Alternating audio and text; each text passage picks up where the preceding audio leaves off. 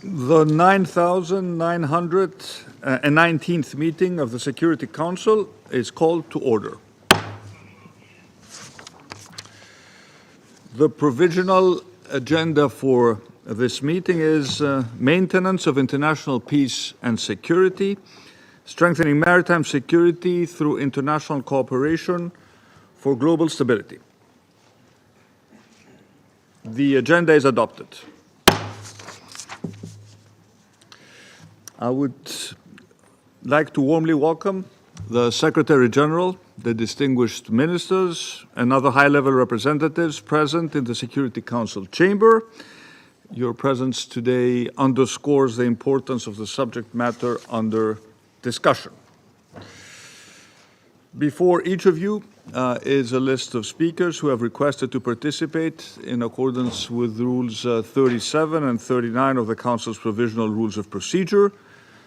We propose that they be invited to participate in the meeting.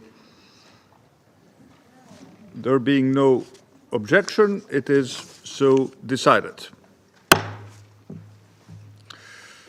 The Security Council will now begin its consideration of item 2 of the agenda. And I wish to draw the attention of Council members to document S 2025-300, a letter dated 9th May 2025 from the Permanent Representative of Greece to the United Nations, addressed to the Secretary General, transmitting a concept paper on the item under consideration. And I would now like to give the floor to the Secretary General, His Excellency, Mr. Antonio Gutierrez. Thank you for your briefing, Mr. Secretary General. Thank you very much, Mr. President. Your Excellency, Prime Minister Mitsotakis, Excellencies, ladies and gentlemen, I thank the Presidency of Greece for convening today's open debate on the importance of strengthening maritime security through international cooperation. This debate underscores, first of all, that the basic condition to preserve maritime security is the respect by all countries of the UN Charter and international law as reflected in the UN Convention on the Law of the Sea. Mr. President, from time immemorial, maritime routes have bound the world together. They have long been the primary means for the trade and transport of not only people, goods and commodities, but also cultures and ideas. All of humanity depends on the world's oceans and seas, from the oxygen we breathe to the biodiversity that sustains all life, to the economies, trade and jobs supported by maritime industries. Today's debate shines a light on a fundamental fact. Without maritime security, there can be no global security. But maritime spaces are increasingly under strain from both traditional threats and emerging dangers.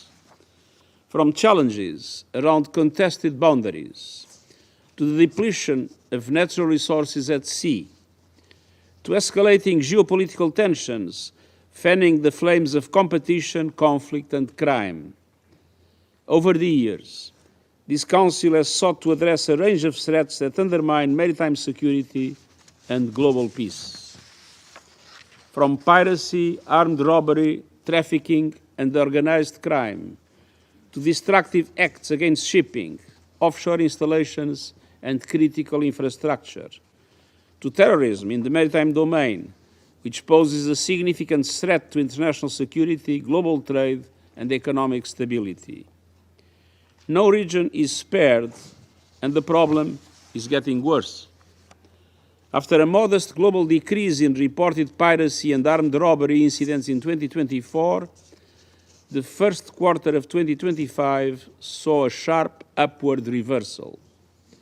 According to the International Maritime Organization, reported incidents rose by nearly half, 47.5%, compared to the same period in 2024. Incidents in Asia nearly doubled, especially in the Straits of Malacca and Singapore. In the Red Sea and Gulf of Aden, attacks by the Houthis on commercial vessels have disrupted global trade and increase tensions in an already volatile region. The Gulf of Aden and the Mediterranean Sea remain treacherously active routes for migrant smuggling and the trafficking of weapons and human beings. The Gulf of Guinea continues to grapple with piracy, kidnappings, armed robbery at sea, oil theft, illegal, unreported and unregulated fishing, and the illicit trafficking of drugs, weapons and people.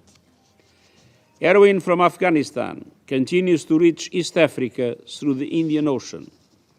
Cocaine moves through the coasts of the Western Hemisphere and across the Atlantic Ocean to West Africa and European ports. And cyber attacks are a fast emerging security threat for ports and shipping companies. Facing these and other threats, the world's maritime routes and the people depending on them are sending a clear SOS. Mr. President, across the UN system, our agencies are supporting many regional initiatives that are gathering partners around maritime security across the globe. This includes initiatives to address insecurity from the Gulf of Aden and the Red Sea to the Gulf of Guinea and the Persian Gulf. It includes efforts to ensure safe navigation in the Black Sea. It includes our work to help countries build strong maritime forces and legal systems. It includes efforts to tackle armed robbery against ships in Asia and fight piracy off the coast of Somalia. It includes our support of the Yaoundé architecture for maritime security, an interregional, multi-level coordination mechanism to counter piracy in West and Central Africa, which has seen a decline in piracy from 81 incidents in 2020 to just 18 last year. And the International Maritime Organization continues to play a fundamental role in de-escalating tensions at sea and bringing together member states and the shipping industry to find solutions. Looking ahead, action is needed in three key areas. First, respect for international law. Respect for international law is the anchor of maritime security.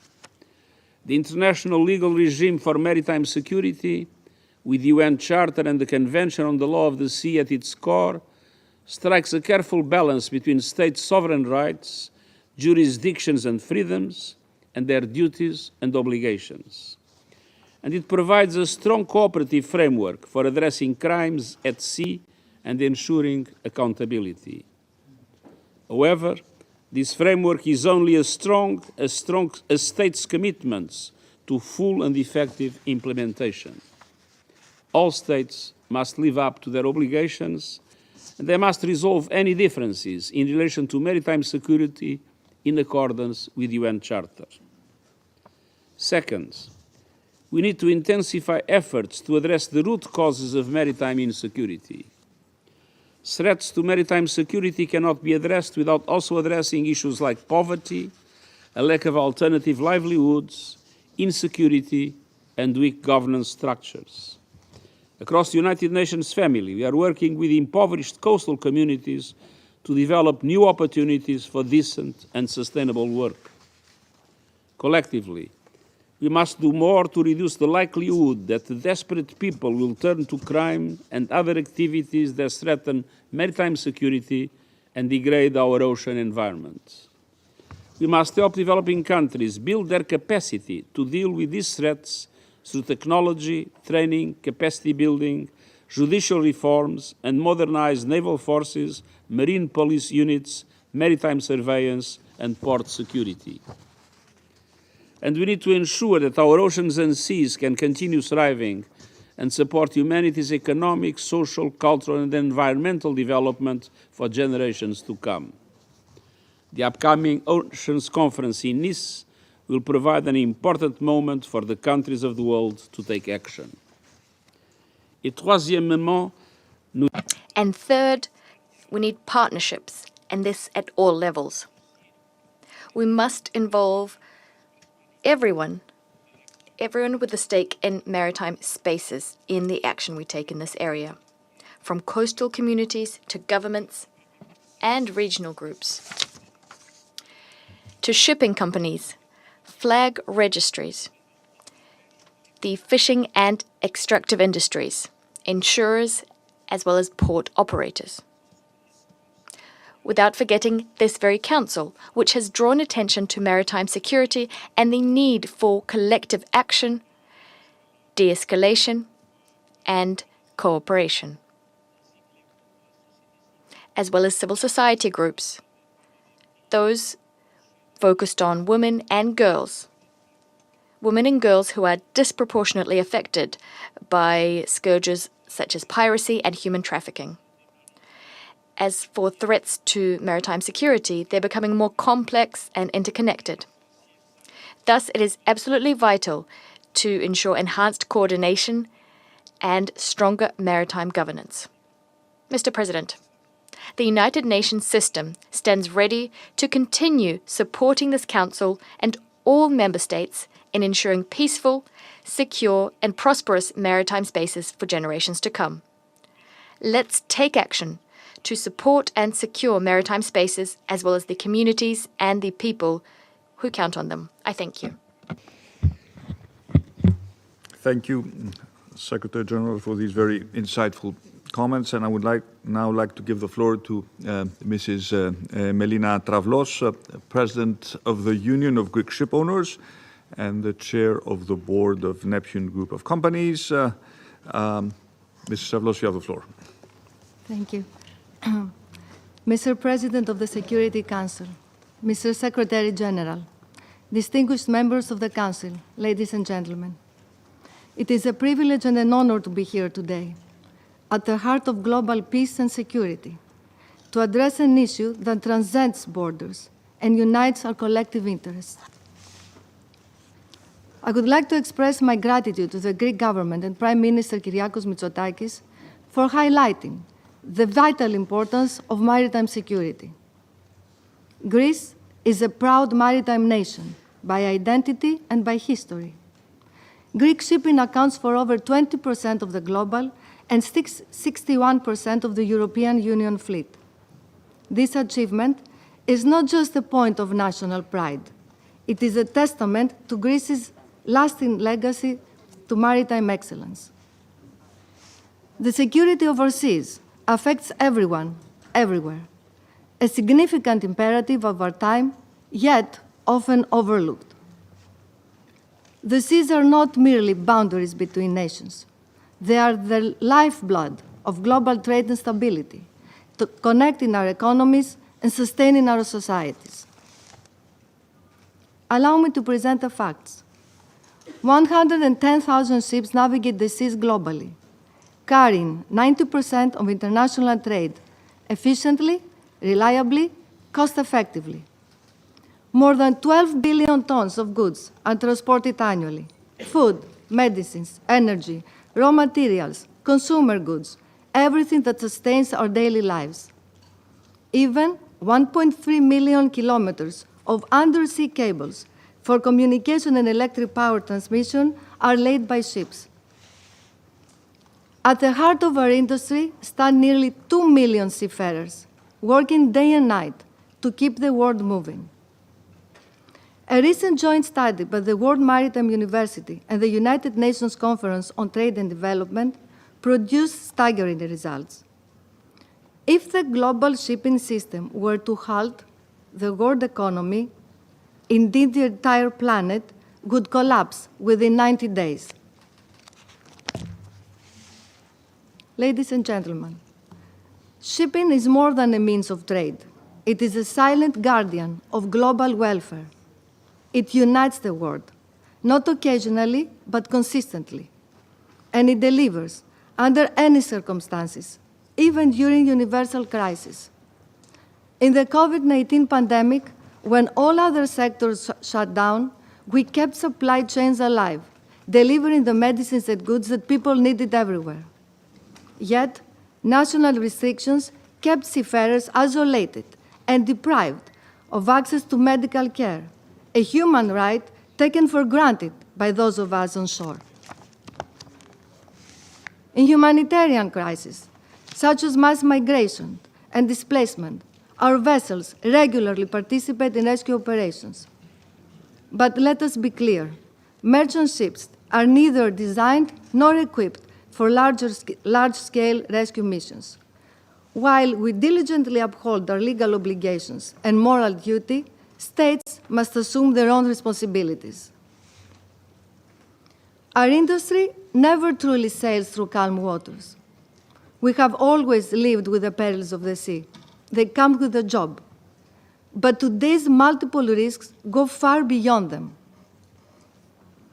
Shipping is increasingly being weaponized economically, politically, and physically. Piracy is not a distant memory. It is evolving, not retreating. It poses constant risks to vessels, crews, and cargoes. In 2024, 116 incidents were reported, recording about 50% increase from the previous year. Geopolitical conflict and political instability are growingly endangering security at sea. An unprecedented number of commercial vessels have been attacked with military weapons, missiles, bombs, torpedoes, mines, drones. Crew members have been killed or taken hostage. Ships and cargoes have been lost. Organized crime at sea, drug trafficking, arms smuggling, human trafficking is also a growing threat that exposes the vulnerability of ships to crimes beyond the industry's control, leading to its unfair penalization. And now, a new frontier of danger has emerged: cyber warfare. A single cyber attack can disrupt vessel operations, compromise safety at sea, leak sensitive commercial data, or even trigger environmental disasters. In addition, the growing misuse by criminal networks of artificial intelligence and digital tracking technologies turn vessels into highly visible sitting ducks for targeted attacks. Ladies and gentlemen, we as an industry work tirelessly to safeguard maritime security. We constantly update our industry's best management practices, strictly adhere to global security regulations, cooperate closely with naval forces in high-risk regions, even when necessary, adopt self-protecting measures, such as placing armed guards aboard civilian merchant vessels. Responding swiftly and effectively to changing conditions is a hard fact of our job. But to have to resort to our people's own resourcefulness to deal on the spot with potentially fatal security emergencies should certainly not be part of it. While our industry is resilient, it cannot and should not be expected to carry every burden alone. Its resilience should never be assumed. It should be assured. A global commitment is needed to keep maritime security as a high priority and a standing policy issue within the United Nations, to embrace a coherent, comprehensive, and coordinated maritime security governance, to include the shipping industry's valuable experience and know-how when addressing old and new maritime security threats. In this dynamic maritime security landscape, we must shift from reaction to prevention, from crisis response to crisis readiness. I would use the Greek word synergy to describe how maritime security should be treated. It cannot be achieved in silos. We recognize and applaud the United Nations' steadfast commitment to solidarity and global cooperation, and we praise the personal engagement of Secretary General Antonio Guterres in this regard. We all need to embody the spirit of the United Nations in its truest form, standing together, not just in name, but in purpose. We need to collectively defend freedom of navigation as a shared global responsibility and the cornerstone of peace and humanity. The seas must be open, free, safe, and secure. Thank you.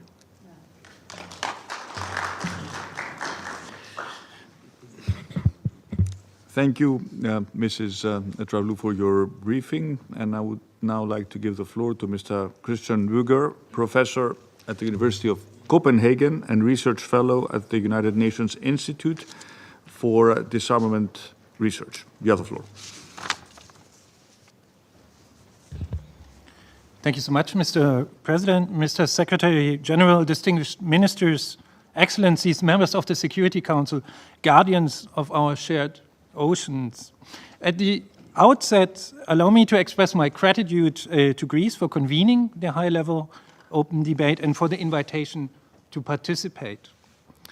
In 2021, a single ship, the Ever Given, that you might know, blocked the Suez Canal for just 6 days, costing the global economy billions and disrupting supply chains worldwide. This stark reminder of our maritime vulnerability underscores a critical truth. Never before in history have we been as dependent on the sea as we are today. The data are clear. Since the 1990s, our use of the sea has been massively accelerating, with maritime trade, for instance, increasing by 300%, and nearly 60% of global oil and gas supplies transported across the oceans. This expansion leads to new threats and vulnerabilities. Maritime security is a vital component of international security and peace. It is about protecting the lifeline of the global economy, trade, communications, and ensuring access to energy and food for billions of people worldwide.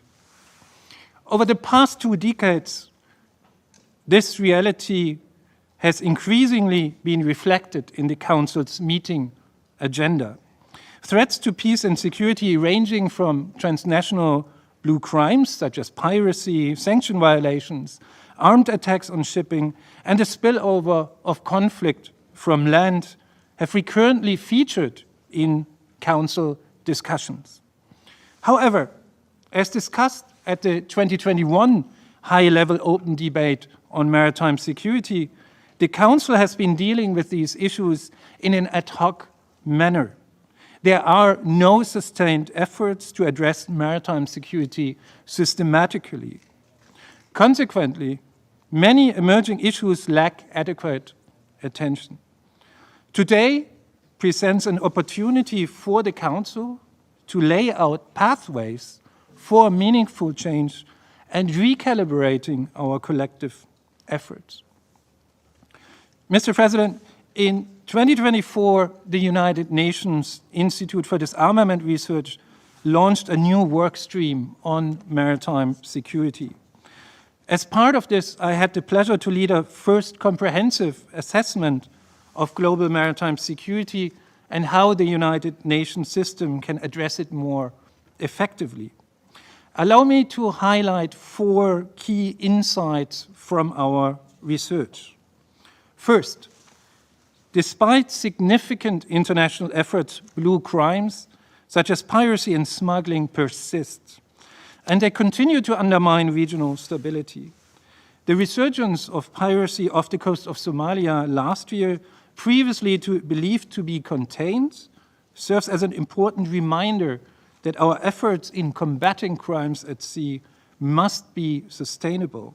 Specifically, small island states and states recovering from war need ongoing, not intermittent support. Second, our report details a set of arising maritime security challenges: the proliferation of autonomous weapon systems, naval mines, maritime cybersecurity threats, substandard shipping linked to sanction evasion, and the need to protect critical maritime infrastructures such as internet cables or green energy platforms, all require sustained and systematic attention. Third, there's a strong need for evidence-based decision-making. We need a clear understanding of where maritime security threats are evolving, where they are escalating, and how they can be addressed. Yet, so far, we lack such evidence on a global level. The ongoing World Ocean Assessment, to give but one example, barely considers maritime security. New initiatives such as the International Platform for Ocean Sustainability that will be launched at the UN Ocean Conference in Nice this year likewise do not address security dimensions.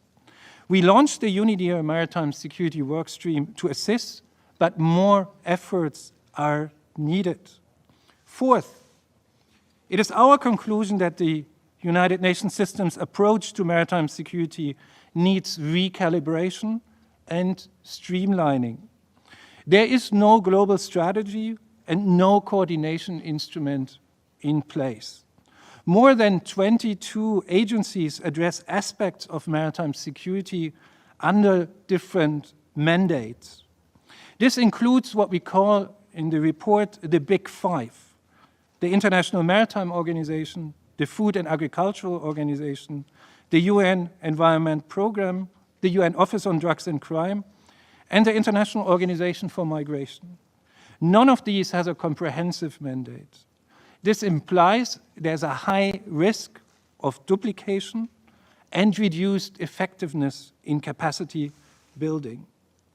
The Council, therefore, should consider supporting and synchronizing coordination, information sharing, and strategic thinking.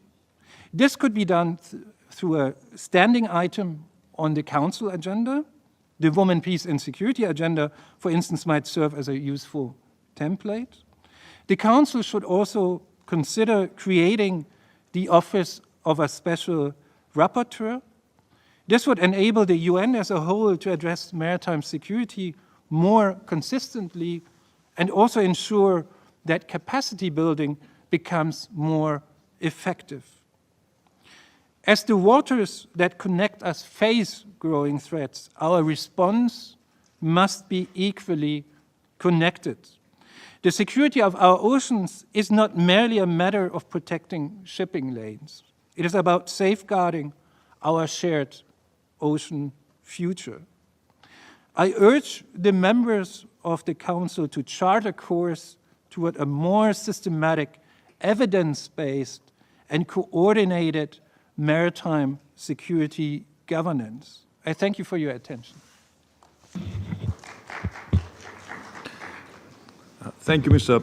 Bugge, for your briefing and for your very concrete suggestions. And I shall now make a statement in my capacity as Prime Minister of the Hellenic Republic. Secretary General, Your Excellencies, dear colleagues, thank you for joining us here today for this open debate on maritime security. Let me start by expressing my appreciation for the role of the United Nations in this very important issue. This is the right place to have a discussion on maritime security. The United Nations is at the center of international efforts to protect and preserve our oceans. It is, as the Secretary General pointed out, the custodian of the International Convention on the Law of the Seas, and it is the locus of international cooperation to address global challenges that affect us all. And I would like to personally commend Secretary General Guterres for his tireless efforts on the matter, and thank him again for his presence with us here today. Threats to maritime security are indeed of global dimension. They affect all nations, whether coastal or landlocked. As Mrs. Stravlou pointed out, maritime security is critical for the safety of our global supply chains. More than 80% of the volume of international trade is carried by shipping, and a secure maritime domain promotes global political stability, economic stability, including price stability, sustainable development, and the well-being of all people. And we are increasingly encountering asymmetrical maritime threats, such as smuggling, terrorism, piracy, but also hybrid attacks, which equally affect ship connections, but also ports. And at the same time, rising sea levels and extreme weather conditions may distort both port operations and shipping routes. Global problems need global solutions, and threat to maritime security are no different.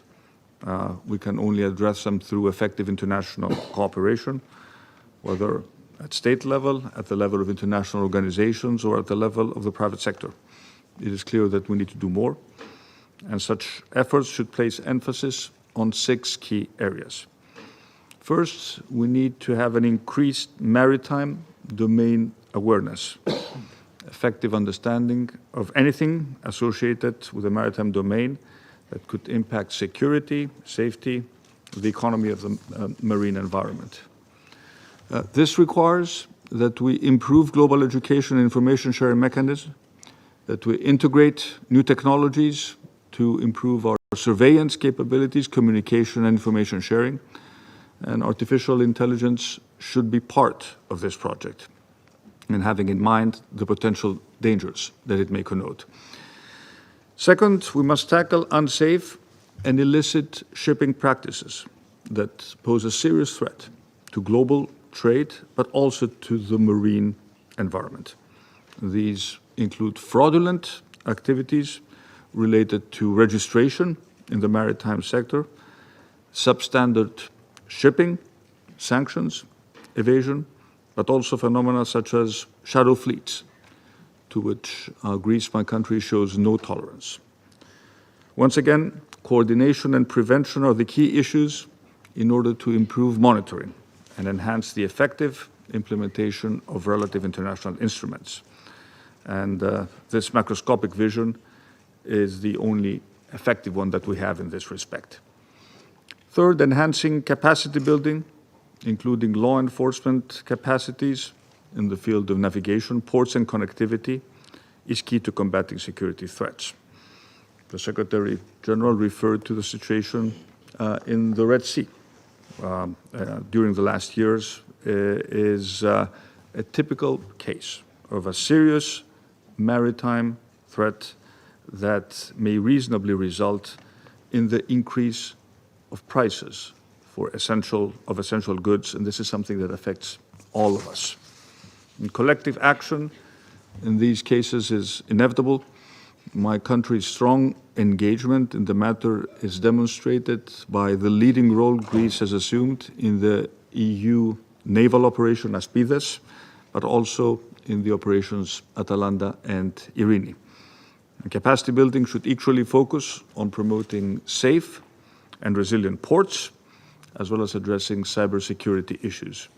And this should include the development of digital skills in the wider range of the maritime cluster, including the supply chains. And by all means, very important, freedom of electricity and data connectivity via submarine cables. This is something, Mr. Secretary General, that should be non-negotiable. And for this is a prerequisite for a diversified, a high quality, affordable energy and data connectivity. This is a critical issue for the entire world. Fourth, the reinforcement of the legal framework is again essential. In this respect, the United Nations Convention on the Law of the Sea, UNCLOS, sets out the basis for global governance at sea in order to address current but also emerging security threats. UNCLOS basically reflects international customary law and must be altogether respected. We also need to further enhance the work of the International Maritime Organization, the IMO, especially with reference to international rulemaking and the protection of the seas. More effective coordination is required for the various offices currently operating under the auspices of the United Nations, as Mr. Büger pointed out. Fifth, the environmental dimension, which is also a security challenge. The implications of climate change and environmental degradation multiply existing threats and have a wider effect on global stability. We must work to counter marine pollution and the environmental risks to our security posed by illegal dumping, discharges, anthropogenic emissions in violation of international standards. And the salvage of the tanker Sunion in the Red Sea last year was a case in point, one which prevented a huge environmental but also humanitarian catastrophe, highlighting the global dimension of maritime security and its far-reaching repercussions.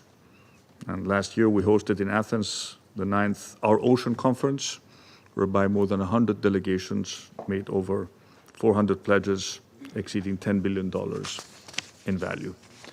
And 6, we should not disregard the need to enhance the protection and security of the 2 million seafarers who secure international maritime transport and uninterrupted operation of global trade. As an old maritime motto underlines, without them, half of the world would freeze and half of the world would starve. And having in mind the recent extreme risks to which they have been exposed, from the pandemic to war hostilities to terrorist attacks, we must keep in mind that their well-being and their continuous training in new operational modes is necessary for maritime safety. Dear colleagues, maritime security is directly and closely related to the core values of the free world.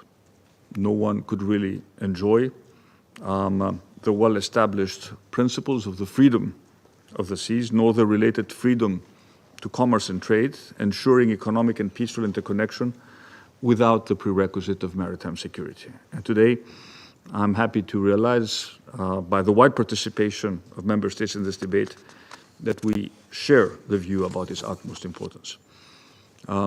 Greece is the country with the largest merchant maritime fleet in the world. It's a maritime nation with a rich and deep seafaring history. Thousands of islands, one of the world's longest coastlines, a real cross-trading nation connecting and contributing to the supply of decades of third countries.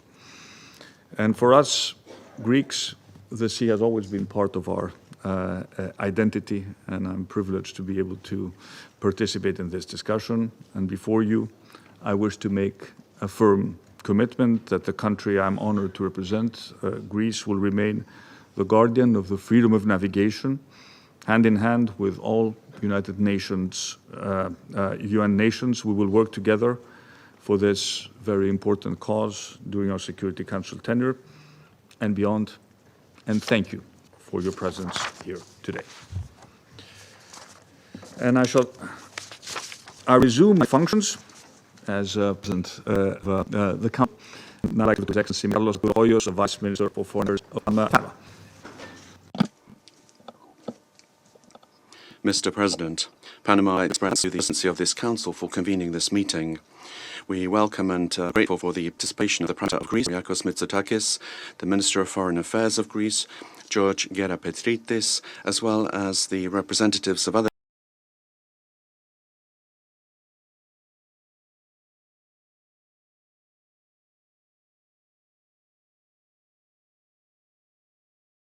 delegations honoring us today with their presence.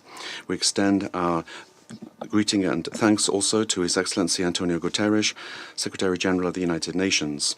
We also recognize the participation of Madam Melina Travlos, President, Union of Greek Ship Owners, and thank you for your valuable briefing, and Mr. Christian Burger, Professor at the University of Copenhagen and Research Fellow at the United Nations Institute for Disarmament Research, UNIDIA.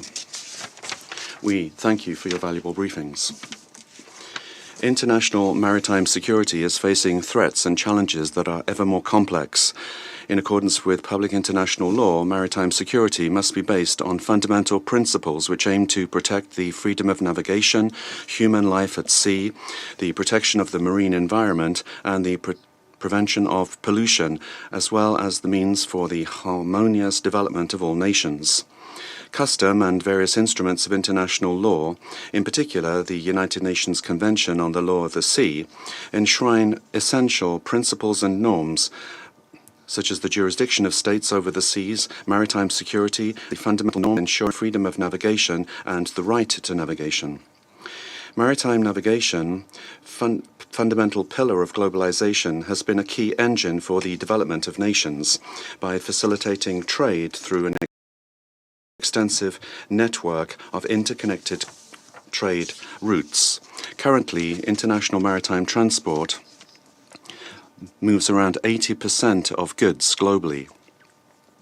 In a geopolitical context that is ever more complex, this vast global interconnection is facing increasing challenges that endanger security and stability. Nevertheless, there are threats to these principles, such as border disputes, competition for natural resources, piracy, terrorist attacks, and transnational organized crime. To these risks, we have to add the worrying erosion of respect for international law, particularly the law of the sea, which weakens current legal frameworks and hinders efforts to guarantee peaceful maritime governance based on international cooperation. The increase in the attacks against vessels and commercial shipping along the main shipping lines in the world, which are essential for global trade, is not only a direct threat to innocent human life, but also a serious threat to the shipping industry and therefore for the global economy. During 2024, the international shipping industry faced one of the most critical periods in its recent history. The intensification of attacks carried out by the Houthis in the Red Sea led to a serious disruption in commercial shipping, affecting significantly global supply chains and compromising maritime security along one of the most commercial, strategic international shipping routes. As a consequence of this situation, more than 100 ships flying various flags were attacked with drones, explosive artifacts, boardings, and other methods, including serious acts such as kidnapping of the Galaxy leader, illegally retained now by the Houthis for more than a year. This laments the wake up to the international community with return to an end to arbitrary detentions and acts of kidnapping practices which not only violate international law, but also endanger security and the stability of global maritime trade. The seriousness of the situation has led numerous ships to divert their vessels to avoid high-risk areas, opting for alternative, more secure routes. This measure has led to an increase in transit times, polluting emissions and operational costs. In particular, forced to divert around Cape of Good Hope has meant that shipping companies have increased their emissions by 70%, further worsening the carbon footprint at a critical time in the fight against climate change. This situation directly affects the preservation of the marine environment, despite the fact that maritime transport in relative terms continues to be one of the methods of transport that most respects the environment. President, recognition of the importance of the service provided by global maritime to freedom of navigation and maritime security as civil laws, the Republic of Panama, as a country with territorial and administrative sovereignty over the Panama Canal, international transit way would be permanently neutral. So, in times of both peace and war, the canal would be secure and open to the peaceful transit of shipping on conditions without any discrimination of any kind. Over the last 5 years, Panama, in full sovereignty, has assumed both the efficient and peaceful of the Panama Canal, as well as its clean and expansion, converting it into one of the ocean routes most secure for international global shipping.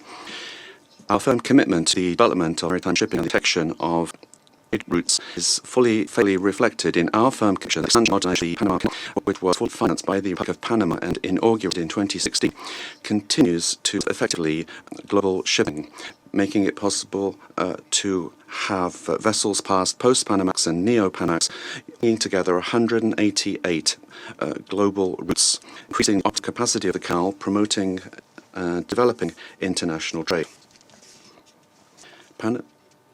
Pro mundi beneficio, for the benefit of the world. That's Panama's motto, that the canal is all about. A nation with a close relationship to the sea, we have been witnesses of the effects that environmental factors can have on the security of our maritime routes and the functioning of the Panama Canal. In particular, a severe drought over and above the events which historically we have experienced in our administration, the administration of the Panama Canal. This drought led to a reduction in water levels that forced us to implement additional measures to guarantee the adequate functioning of the Panama Canal.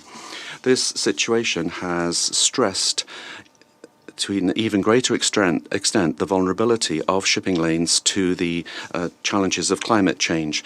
The Panama Canal Authority studied various options for the administration, maintenance and preservation of the water resources of the water basin in order to address this problem. Additionally, we are putting forward plans to ensure sufficient sources of water that will provide water both for the population of the country as well as to ensure the ongoing and efficient functioning of our canal. With solid maritime tradition and with more than 8,800 vessels flying our flag, representing 50% of the international fleet, equivalent to more than 249 gross registered tons, has strengthened the process for analysing vessel registration. This process now includes, in addition to technical aspects related to the ship, detailed history of owners and the operators of that ship.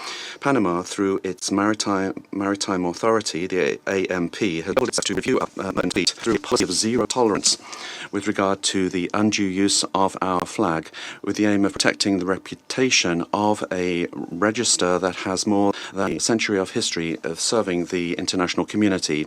As a founding member of the Register's Information Sharing Compact, RISC, which is a database, a shared database between maritime registers, we aim to limit the strategic use of our flag in activities by vessels involved in sanctionable activities. We have increased measures with regard to illegal, undeclared and unregulated fishing, and we have adopted measures against terrorism and cancelled the registration of vessels breaking these rules. This was covered by Executive Decree 512 of 2024. With these measures, Panama reaffirms its commitment to a transparent and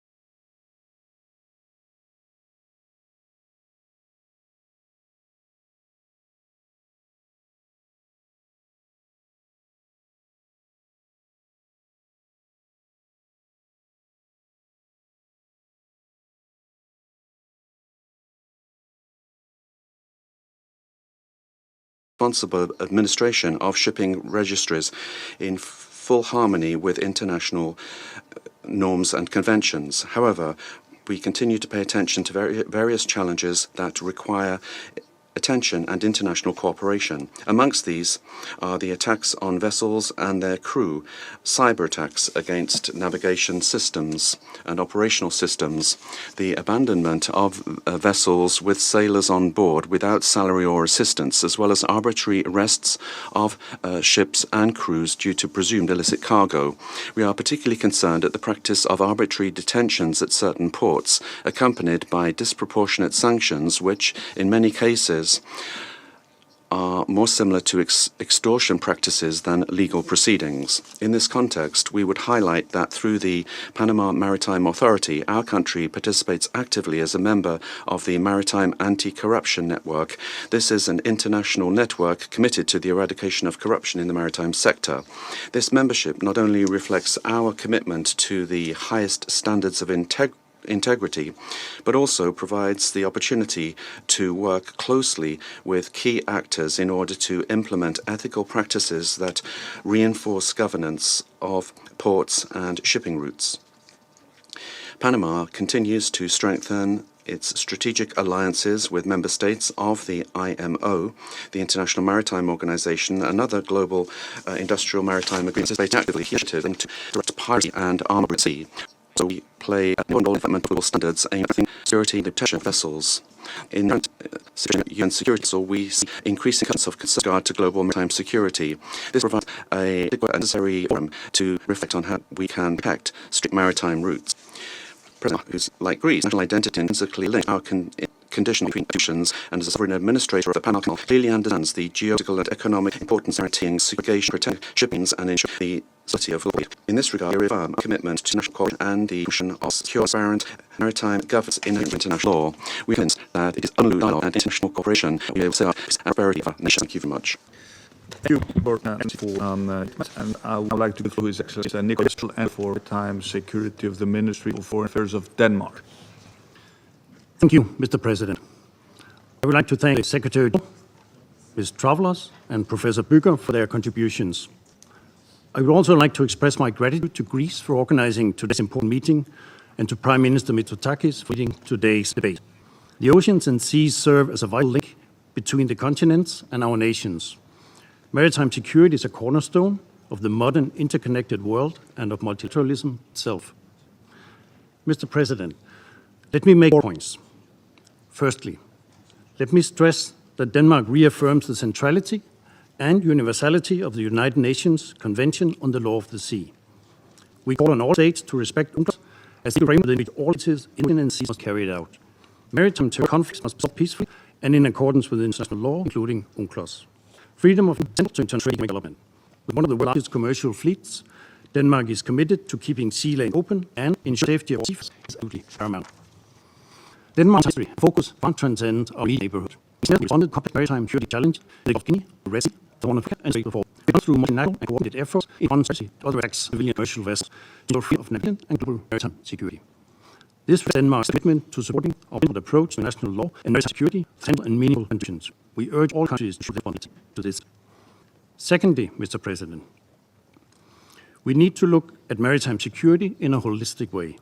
Challenges are often linked to onshore instability in coastal states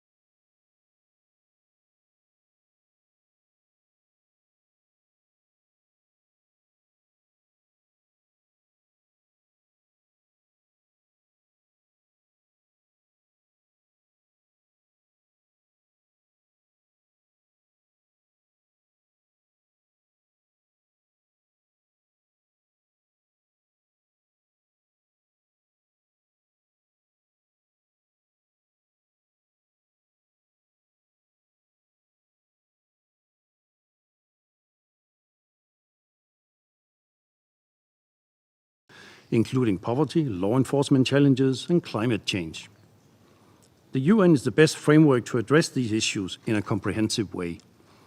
For example, the Council's debates on international piracy since 2008 contributed to various processes, including security, judicial, law enforcement, and outreach to civil society.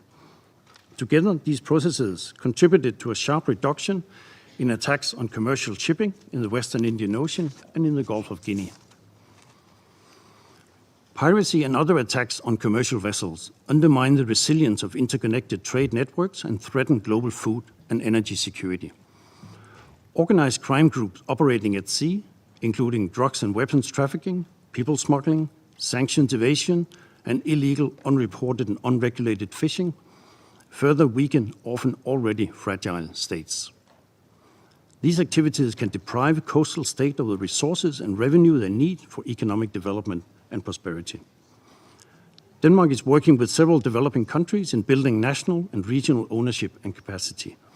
This includes assisting with maritime domain awareness, improving coordination, and ensuring the sustainable use of their maritime resources. Third, Mr. President, we must address new and complex threats in the maritime domain.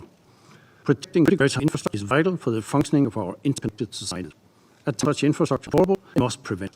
Coastal states' capacity to monitor and respond to maritime threats often below the surface need to be enhanced. The increasing lines on such events to sanctions, including UN sanctions, risks to environment, seafarers, maritime safety, and security. These are often poorly maintained, insufficient insured, and sail with their borders. This is the best of sea but also the Strait of Ecuador in the Mediterranean Sea and elsewhere. If we do not act and ensure effective enforcement, it will only be a time before an oil spill destroys a coastline. Finally, I hope that today's high-level debate will start strengthening our collective response to the maritime threats to peace and security, economic prosperity, law and order, and sustainable development. Denmark firmly supports a strengthened role for the United Nations in tackling critical maritime security challenges. We believe that enhancing cooperation on information sharing, capacity building, and exchanging best practices would be in our collective interest. Together, we can ensure a safer, more secure maritime domain for all, fostering stability and prosperity across the globe. Thank you. Thank you, Mr. your statement. And I would now like to give the floor to the representative of Pakistan. Thank you. Mr. President, let me begin thanking Greece for its capable leadership of the Security Council this month and for convening this timely debate on maritime security, an issue of paramount importance for the maintenance of international peace. Your personal position, Mr. Prime Minister, underscores our country's commitment to this domain. The strong history of seafaring and substantial modern merchant Greece plays an important role in global maritime affairs. I would like to thank Secretary General Guterres for his insightful and full remarks. We also appreciate the briefings by Madam Abbas and Professor Brugger. Mr. President, as a coastal state strategically located in the northern Arabian Sea at the confluence of critical international sea lanes, Pakistan attaches the highest importance to a safe and secure maritime domain that is governed by international law. Our national security, economic resilience, regional activity, and strategies are inextricably linked to the sustainability and openness of our seas. Contemporary maritime threats are multifaceted and transnational, ranging from piracy, terrorism, and trafficking of arms and narcotics to cyber vulnerabilities in port infrastructure, marine pollution, and the escalating climate-induced risks to coastal zones. Confronting these challenges necessitates collective and coordinated action firmly anchored in international law. The international legal regime governing maritime activities comprises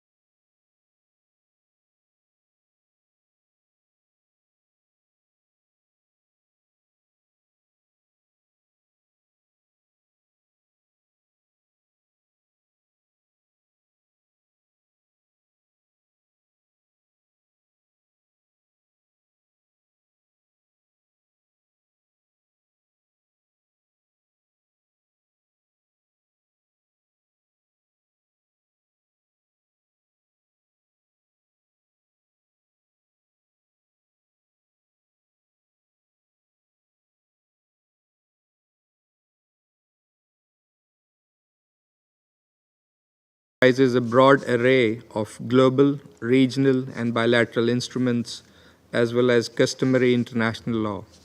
Since its adoption, the United Nations Convention on the Law of the Sea and its affiliated institutions have served as the cornerstone of the international maritime legal order, also promoting harmonious, equitable, and judicious use of ocean resources for all mankind. Mr. President, our oceans must be preserved as arenas for cooperation and shared prosperity, not as theaters of strategic rivalry. In our own immediate neighborhood, however, we have witnessed a troubling pattern of behavior by one major country driven by aspirations of unchecked regional hegemony, marked by aggressive naval expansion and efforts seeking to assert dominance over critical waterways. This destabilizing and dangerous naval buildup is accompanied by coercive diplomacy and the systematic exclusion of neighboring states from regional maritime security frameworks, including the Indian Ocean Rim Association. Such actions undermine the maritime balance and restrict the space for inclusive cooperation. this same country has also displayed a concerning propensity to usurp and weaponize shared natural resources, including transboundary rivers, in flagrant breach of treaty obligations and the principles of good neighborliness. These actions reflect a broader agenda of leveraging geography to disrupt and destabilize long-standing cooperative arrangements, particularly to the detriment of lower riparian state, that is Pakistan, and to impose unilateral outcomes in both riverine and maritime spheres. Mr. President, as a maritime nation, Pakistan views the Arabian Sea as its fifth neighbor, integral to its economic vision and strategic orientation. Pakistan's unique geographical positioning offers significant potential to serve as a regional transshipment hub, enabling trade and connectivity for landlocked Central Asian countries. Pakistan firmly believes that our oceans must remain zones of peace, stability, and inclusive development. We categorically reject any attempt in our region to dominate maritime spaces, undermine established legal frameworks, or marginalize the legitimate interests of other coastal states under any guise or pretext. Despite emerging challenges, Pakistan has remained a committed and responsible partner in international efforts to strengthen maritime security. Our Navy continues to contribute to combined maritime forces, task forces 150 and 151, conducting operations across the Gulf of Oman, Arabian Sea, and the Red Sea to counter terrorism, smuggling, and piracy. We have also launched our own regional maritime security patrols to ensure a safe and secure environment in the seas.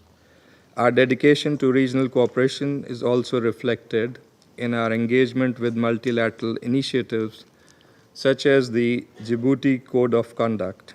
At the national level, we continue to build capacity in port security, blue economy development, maritime domain awareness, and marine conservation. Pakistan unequivocally condemns attacks on commercial shipping and maritime vessels in the Red Sea, which threaten global trade, destabilize region, and jeopardize global maritime security. We note the Secretary General's most recent report under Resolution 2722, confirming no recent Houthi attacks on merchant vessels in the Red Sea. Pakistan also recognizes the urgent need to address the growing climate-related risks facing our maritime and coastal systems. Rising sea levels, acidification, and coastal erosion pose serious threats to livelihoods, ecosystems, biodiversity, and maritime stability. Any holistic maritime security strategy must incorporate the climate-ocean nexus and ensure equitable access to maritime resources. Mr. President, maritime security is inseparable from the broader cause of international peace and stability. We must collectively reject any attempts to instrumentalize maritime spaces for political or strategic leverage. Instead, we must reaffirm our commitment to multilateralism, equity, and cooperation as the foundation for a secure and sustainable maritime future. Pakistan stands ready to work with all countries to protect the integrity of the maritime domain, uphold international law, and ensure that our oceans remain open, peaceful, and beneficial for all humankind. I thank you. I would like to thank the representative of Pakistan for his statement, and I would now like to give the floor to the representative of Sierra Leone. Thank you, Mr. President. Your Excellency, the Prime Minister of the Hellenic Republic, I warmly welcome you to the Security Council. I thank the Secretary General, His Excellency Mr. Antonio Guterres, for his comprehensive and insightful briefing.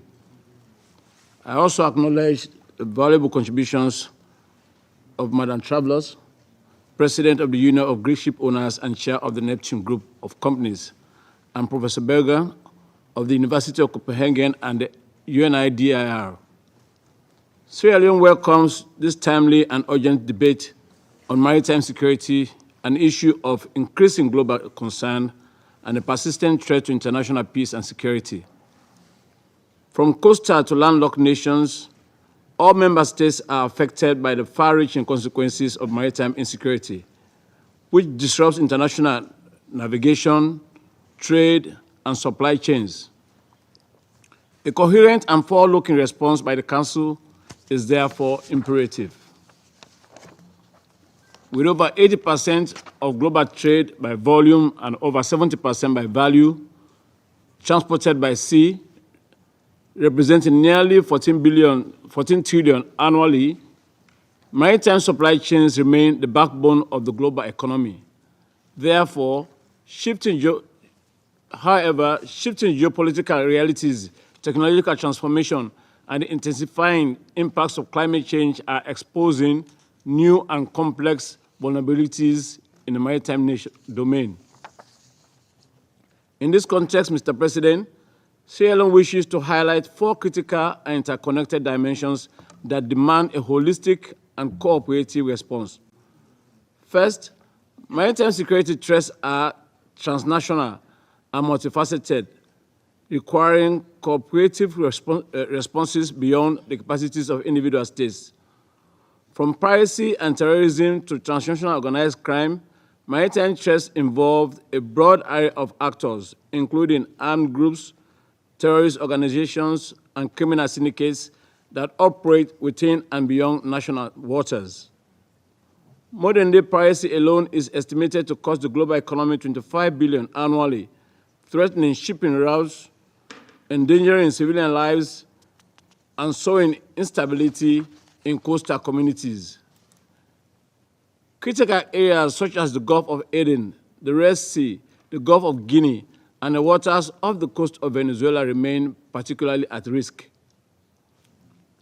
Transboundary blue crimes such as illicit trafficking, including arms, narcotics, and persons, illegal, unreported, and unregulated fishing, and marine population also demand collective and sustained responses.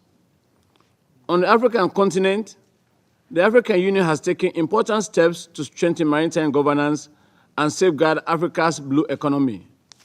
The 2016 Lomé Charter on Maritime Security and Safety and Development has provided a regional framework for countering maritime crime, promoting cooperation among coastal states, and encouraging the ratification of relevant international instruments. In West Africa, collaborative efforts among states, civil society, institutions, and UN agencies such as the FAO have led to strengthened regulation on transshipment, a major driver of IIU fishing. These measures help protect livelihoods in coastal communities across the countries such as Ghana, Liberia, Mauritania, Senegal, and my country, Sierra Leone. To address emerging threats, Sierra Leone underscores the need to reinforce cooperation under regional frameworks like the Djibouti Code of Conduct and the Yaoundé Architecture, which must be supported through clear mandates, sustainable financing, and inclusive participation by littoral states. The leadership of the International Maritime Organization, IMO, remains in vital setting technical and normative standards. Climate change, more than any other factor, has heightened maritime insecurity through rising sea levels, intensified water events, and increased natural disasters, all of which disrupt maritime operations and exacerbate poverty and instability. These challenges demand integrated, anticipatory responses rooted in risk management, risk mitigation, and resilience building. Second, geopolitical rivalries are compounding maritime insecurity, especially in contested or resource-rich waters. Heightened military presence, competing territorial claims, and disputes over maritime rights and boundaries risk escalating tensions. The assertion of maritime claims without regard for international law may aggravate conflict and compromise navigational safety. In such situations, diplomacy, de-escalation, and adherence to the United Nations Convention on the Law of the Seas are essential to uphold peace and stability. Third, effective responses to maritime threats require alignment and coordination across global, regional, and national levels. While UNCLOS and Security Council resolutions 1816 of 2018, 1838 of 2018, 2015 of 2011, and 2380 of 2017 provide important guidance, they must be coherently implemented alongside regional instruments, national legislation, and operational strategies. Greater interagency coordination and information sharing are needed to avoid duplication and close existing operational gaps. Aligning national maritime strategies with global security and development frameworks, including the role of regional economic communities and regional mechanisms, is essential. Sierra Leone calls for enhanced cooperation, including technology transfer, technical assistance, and capacity building through partnerships with IMO, FAO, UNEP, UNODC, and others. As a concrete example, access to the European Frontex information sharing system could support the development of similar regional platforms. Leveraging innovation and technology is also key. Tools such as satellite-based monitoring, AI-driven vessel tracking, blockchain secured trade documentation, and unmanned systems are revolutionizing maritime domain awareness. However, such technologies must be governed by robust regulatory frameworks, transparency, and data protection protocols. Public-private partnerships will be critical, particularly in supporting developing countries' access and implementation. Fourth, national authorities must strengthen judicial and law enforcement capacities to tackle the nexus between maritime crime, terrorism, and trafficking.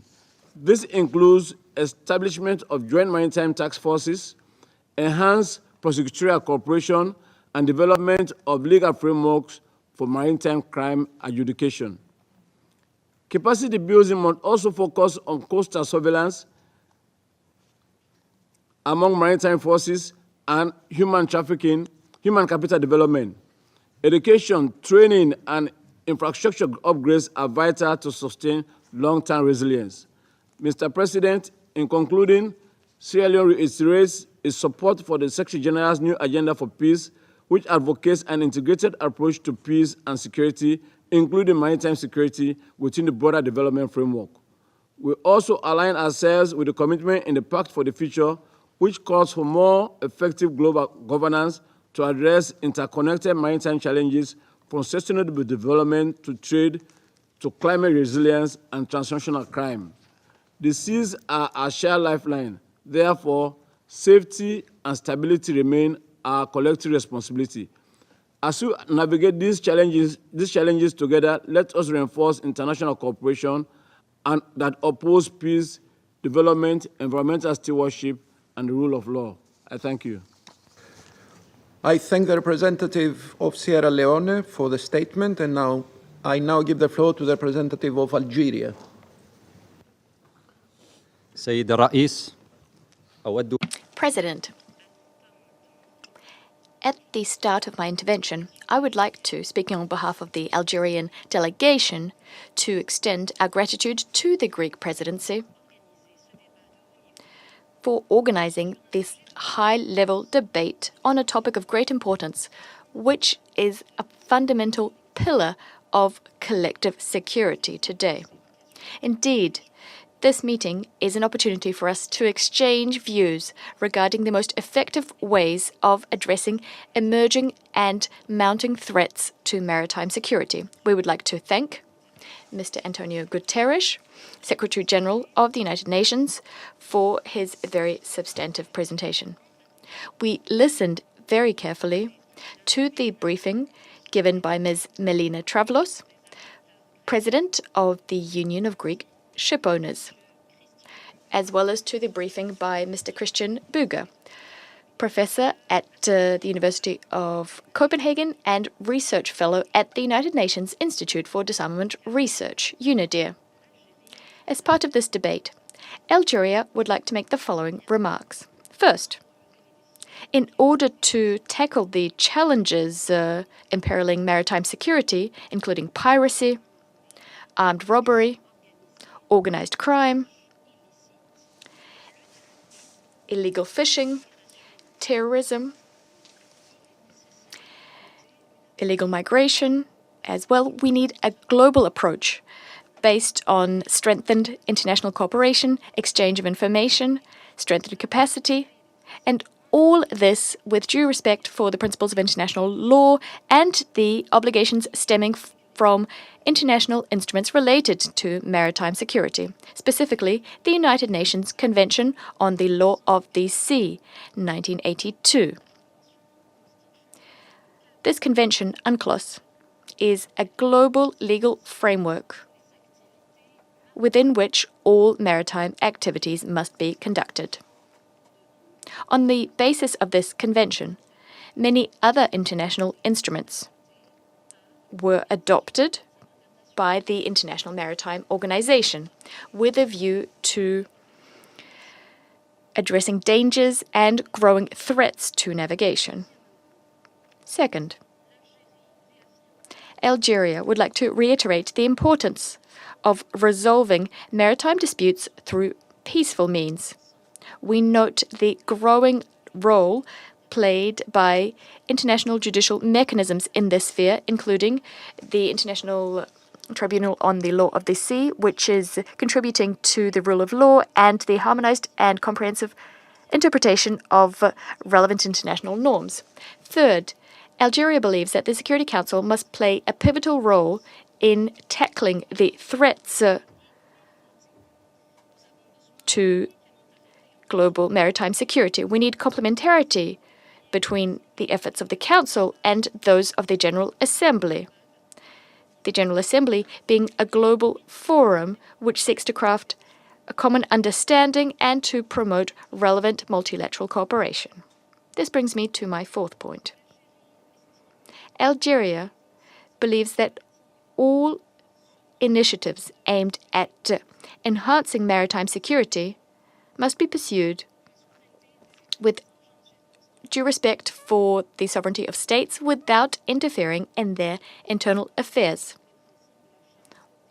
Furthermore, we need respect for the principles enshrined in the United Nations Charter. We repudiate all instrumentalization and attempts to selectively address security measures so as to impose unilateral measures or illicit situations in maritime spaces. Fifth, we call on the international community to support developing countries' efforts, especially African countries' efforts, through lasting financing for national capacity building, maritime surveillance, as well as technology transfer.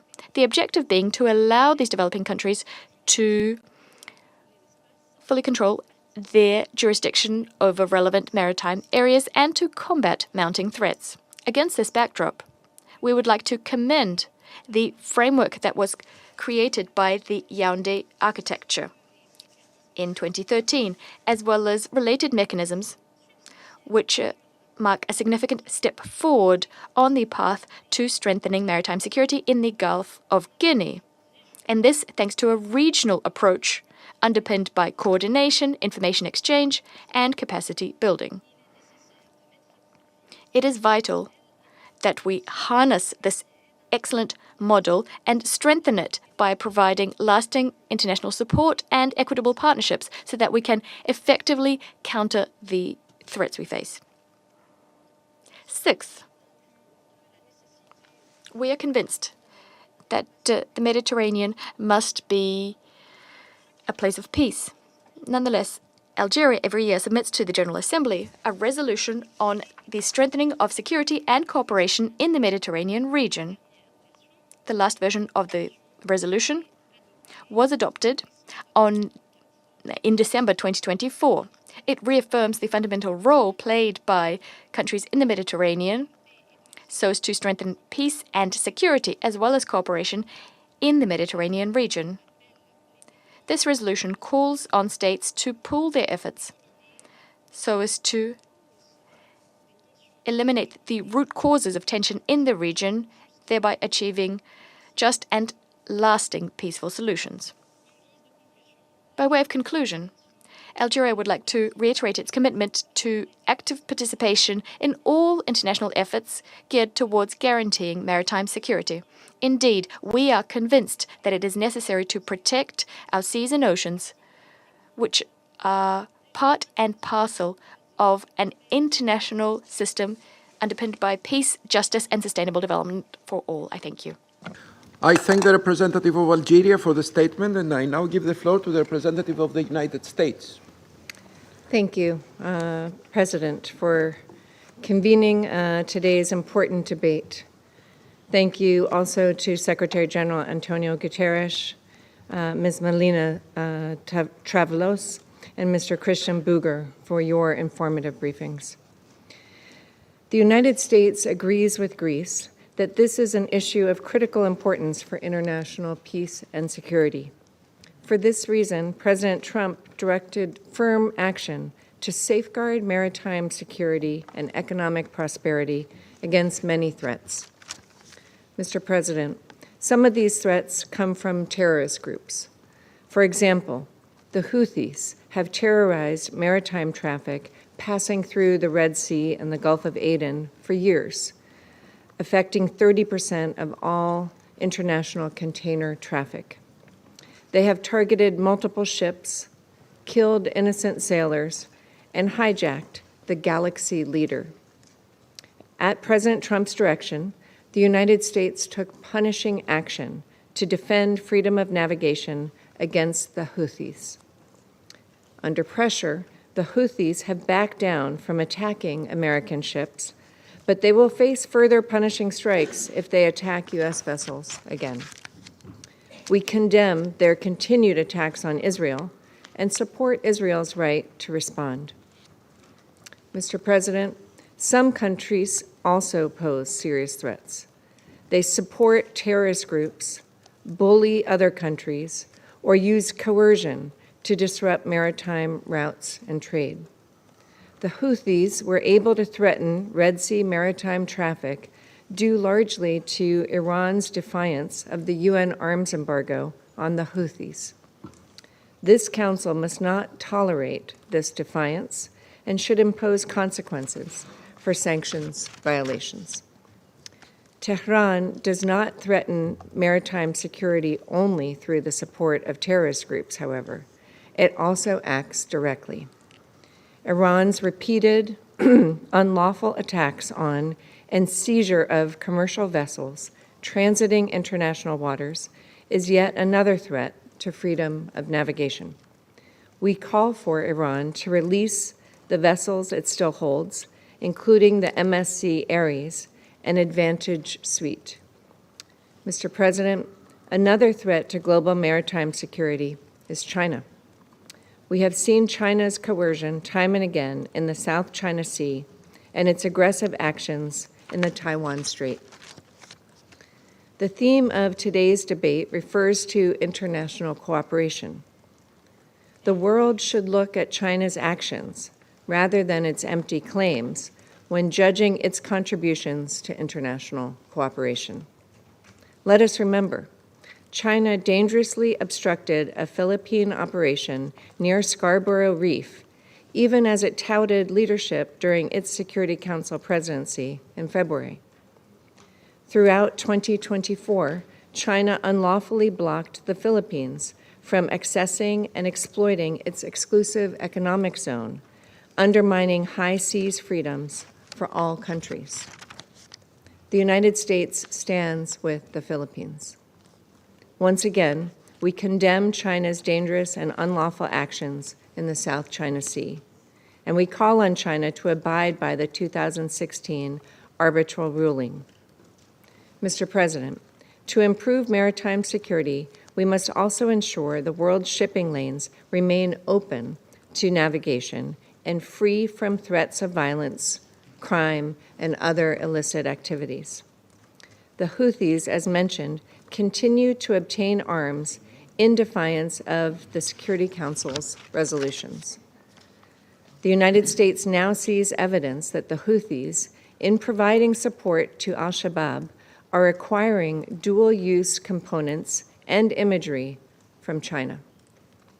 The UN Verification and Inspection Mechanism, UNVIM, can be a critical tool in preventing those arms from reaching the Houthis via maritime routes. In fact, earlier this month, UNVIM successfully interdicted 4 shipping containers of illicit materials bound for Houthi-controlled ports. This interdiction clearly demonstrates the effectiveness of this mechanism. We all need to continue supporting its operations. To that point, we urge member states to donate directly to UNVIM, which needs only $11 million per year to operate at full capacity. President, the United States welcomes the recent collaboration between the UN Office on Drugs and Crime and the Malta-based Global Center for Maritime Sanctions Monitoring, also known as the Spinola Center, to provide capacity building, training, vessel tracking, and analysis to member states. We also strongly support the collaborative efforts of the Registry Information Sharing Compact, or RISC.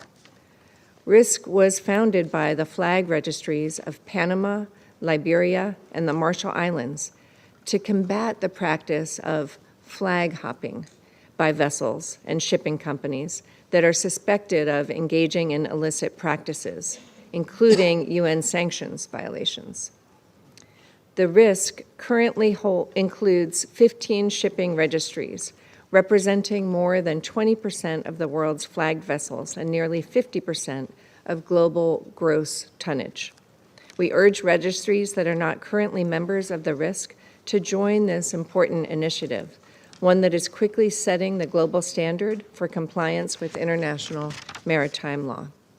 Mr. President, once again, the United States thanks Greece for this initiative and looks forward to continued engagement on international efforts to counter maritime security threats. I thank you.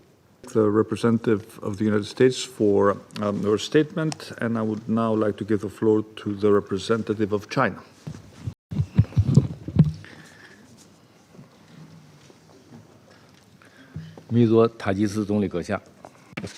Your Excellency, Prime Minister Mitsotakis, I appreciate Greece's initiative in organizing this meeting and welcome your presence in New York to preside over today's open debate. I thank the Secretary-General Guterres and other briefers for their briefings. President, oceans and seas nurture life, connect the world, and promote development. They are the common home of the entire mankind. Taking care of our common home, maintaining maritime security, and strengthening global ocean governance are of great significance to the promotion of world peace, stability, development, and prosperity, and a common responsibility for all countries. We must uphold the concept of a maritime community with a shared future. This blue planet that we share does not consist of isolated islands separated by oceans, but is one connected by oceans as a community with a shared future. The peace and tranquility of the oceans is a matter of concern for the safety and interests of all countries in the world. We must uphold the spirit of achieving shared growth through consultations and collaboration, and jointly safeguard maritime security, promote maritime development, and discuss ocean governance so that the oceans can truly become a bond for us to promote exchanges and win-win cooperation rather than an abyss that separates and disconnects us from each other. We must maintain a just and reasonable maritime order. The United Nations Convention on the Law of the Sea has established a basic legal framework for the modern order of the oceans and has played an important role in promoting global ocean governance. Together with other sea-related treaties and customary international law, the Convention provides legal norms for the determination of maritime zones and conduct of maritime activities. All countries need to safeguard the maritime order underpinned by international law. UNCLOS should be interpreted and applied accurately, comprehensively, and in its entirety. Selectivity and double standards must be rejected. We must work together to maintain maritime security and stability. At present, pirate attacks, drugs and arms smuggling, and human trafficking at sea and other criminal activities are rampant, jeopardizing maritime security and exacerbating regional instability. The international community must work together to prevent and combat these problems in accordance with international law. We should pay attention to the relevant Security Council resolutions. We should pay attention to the legitimate and reasonable maritime security concerns of all countries, insist on resolving disputes and conflicts through dialogue and consultation, continuously improve the crisis communication mechanism, and strengthen maritime security cooperation. Specific disputes involving territorial and maritime rights and interests should be resolved peacefully through friendly consultations between parties directly involved. It is not in anyone's interest to stir up confrontation between maritime camps or to engage in a zero-sum game. We should join hands to strengthen global ocean governance. The sustainable development of mankind is closely related to a healthy marine environment. We must take care of the ocean and protect it as we do with our lives. At present, issues such as maritime environmental protection, climate change, sea level rise, and emerging maritime activities are of common interest to the international community. We should follow the UN 2030 Agenda for Sustainable Development as a guideline, expand practical cooperation at sea, explore potentials of the oceans, and jointly promote development and utilization of the oceans to serve economic and social development so as to realize the harmonious coexistence of man and ocean. As a major maritime nation, China is committed to the common guardianship of maritime homeland and maintenance of common maritime security. Will always be a builder of a global ocean governance, a promoter of sustainable development of oceans and seas, and defender of global maritime security and stability. We stand ready to work with the international community to make unremitting efforts to promote the building of an ocean order of peace and tranquility and win-win cooperation, and to build together a maritime community with a shared future. President, the Security Council is not the appropriate place to discuss the South China Sea issue. Just now, in a statement, the United States representative mentioned the South China Sea issue, to which China is firmly opposed, and we will respond as such. 1. The United States, under the banner of the freedom of navigation, it sent its military vessels to the South China Sea and to flex its muscles and stir up the confrontation. United States itself is the biggest threat to the peace and stability of the South China Sea. 2. In respect to the historical facts and the international law, and China adhere to the appropriate resolution of our differences on the basis of historical fact and international law. The so-called award on the South China Sea arbitration cases is illegal and invalid, which China neither accepts nor recognizes.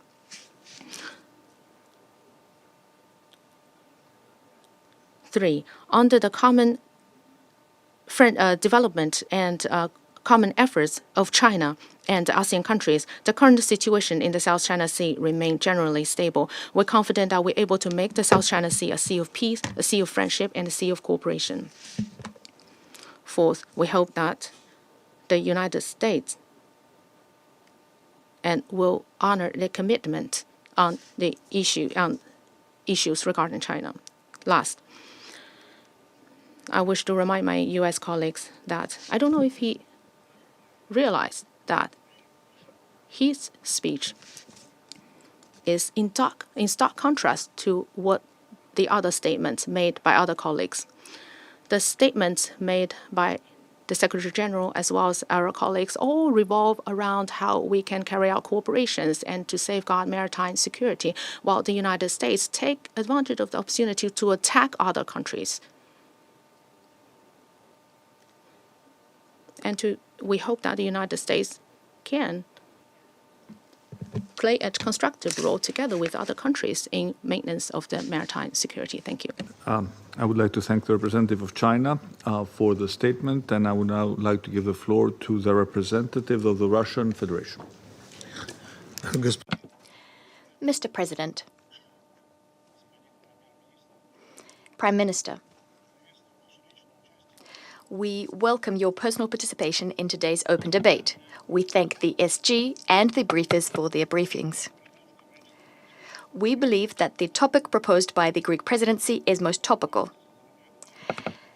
Maritime security issues occupy an important place in the architecture of global stability and security, and without a doubt, they deserve the attention of responsible members of the international community. Having said that, we should underscore that the majority of problems we're discussing at today's debate, transnational organized crime, the illicit arms trade, drugs trafficking, human trafficking, and the illegal exploitation of marine resources, they are not part of the Security Council's remit. Rather, they fall within the purview of other UN system bodies, first and foremost the UN Commission on Crime Prevention and Criminal Justice, as well as the Third Committee of the General Assembly. All these challenges, without a doubt, are very serious, but they should be considered in the relevant fora, which possess the relevant expertise. Thus, when it comes to maritime security, the Security Council should focus on those aspects which pose a direct threat to international peace and stability. What falls within this category, by the way, is the risk of global supply chain disruption, mentioned in the concept note prepared for today's event.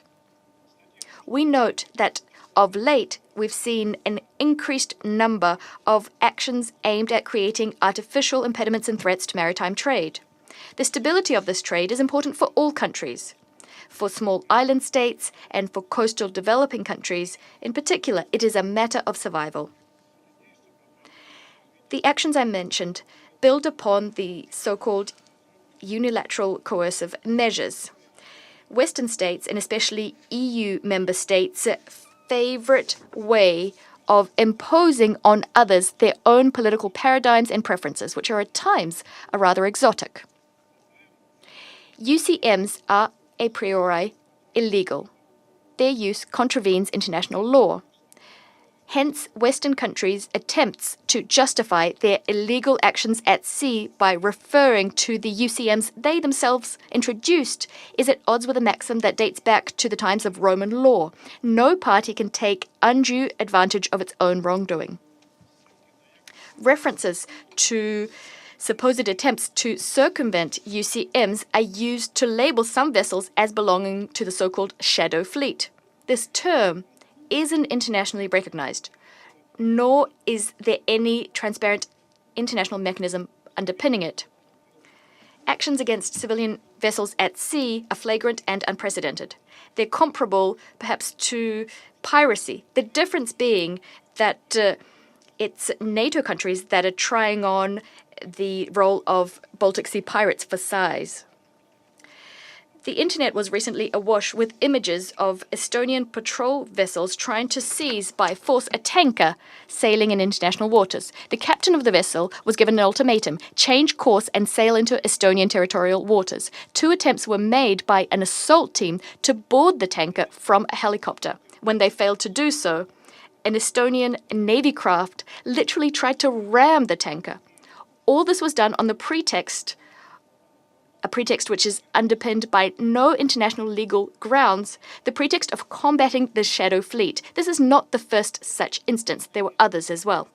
Such actions, even in territorial waters, would have been a flagrant violation of the right of peaceful passage. In international waters, they are an attack on the freedom of navigation.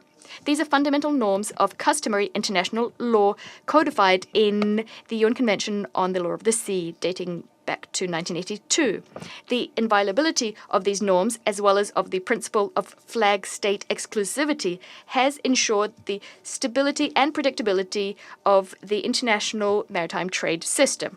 This is why UNCLOS contains a closed and rather limited list of situations in which a vessel flying a foreign flag may be stopped for inspection.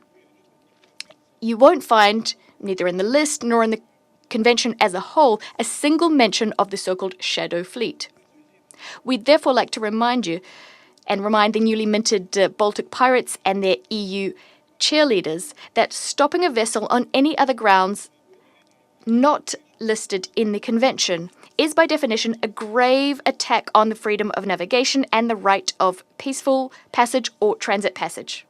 The unacceptable behaviour of EU countries, therefore, sets a dangerous precedent.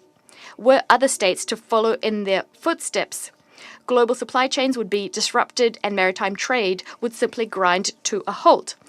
They've made a habit of conducting such illicit actions using NATO naval capabilities. This path leads directly to military escalation and to serious threats being posed to maritime security.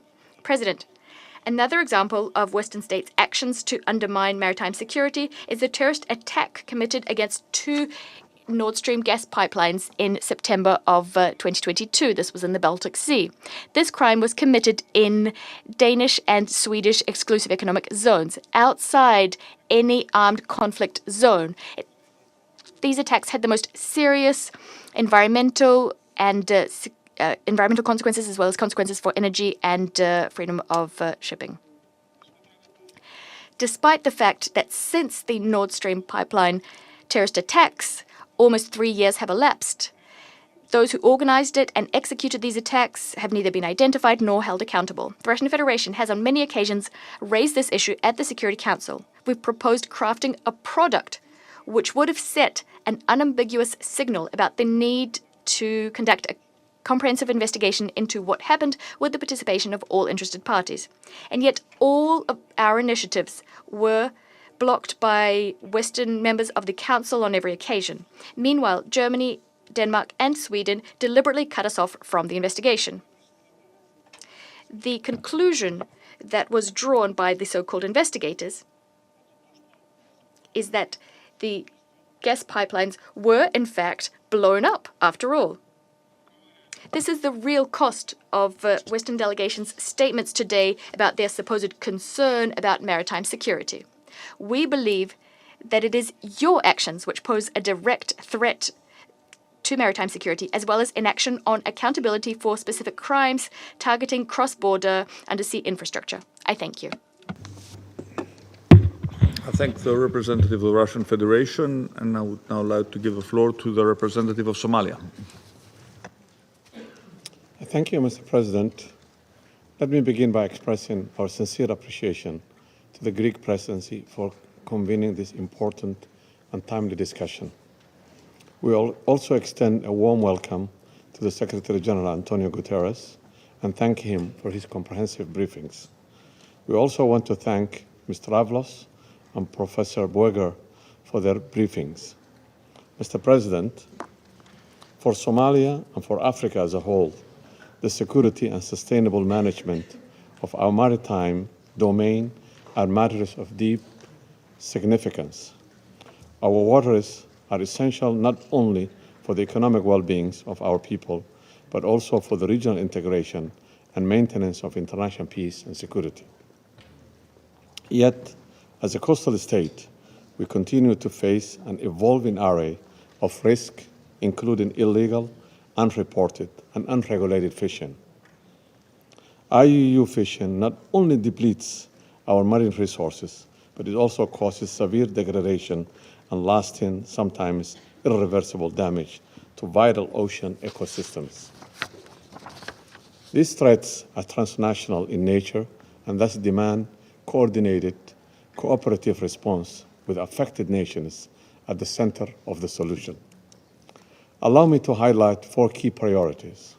First, capacity building and technology transfer. It's widely recognized that efforts to address maritime threats are most effective when states possess the necessary capabilities. Many countries, particularly in Africa, continue to require sustained support to strengthen maritime law, enforcement and surveillance, and judicial processes. We underscore the importance of tailored training, access to advanced technology, and investment in human and institutional resources. The African Union's 2050 Africa's Integrated Maritime Strategy and the Lome Charter clearly articulate such priorities, serving as an important roadmap for national and regional resilience. We call upon the international community to build a stronger partnership and targeted support to help develop the capacity of coastal states in eradicating maritime threats. Second, deepening regional and international cooperation. No single state can address these challenges in isolation. My delegation has benefited from the support and partnership of regional neighbors, international organizations, and naval coalitions. African Unionist mechanism and the Djibouti Code of Conduct, a notable example of the framework designed to facilitate information sharing, joint operations, and harmonized legal approaches.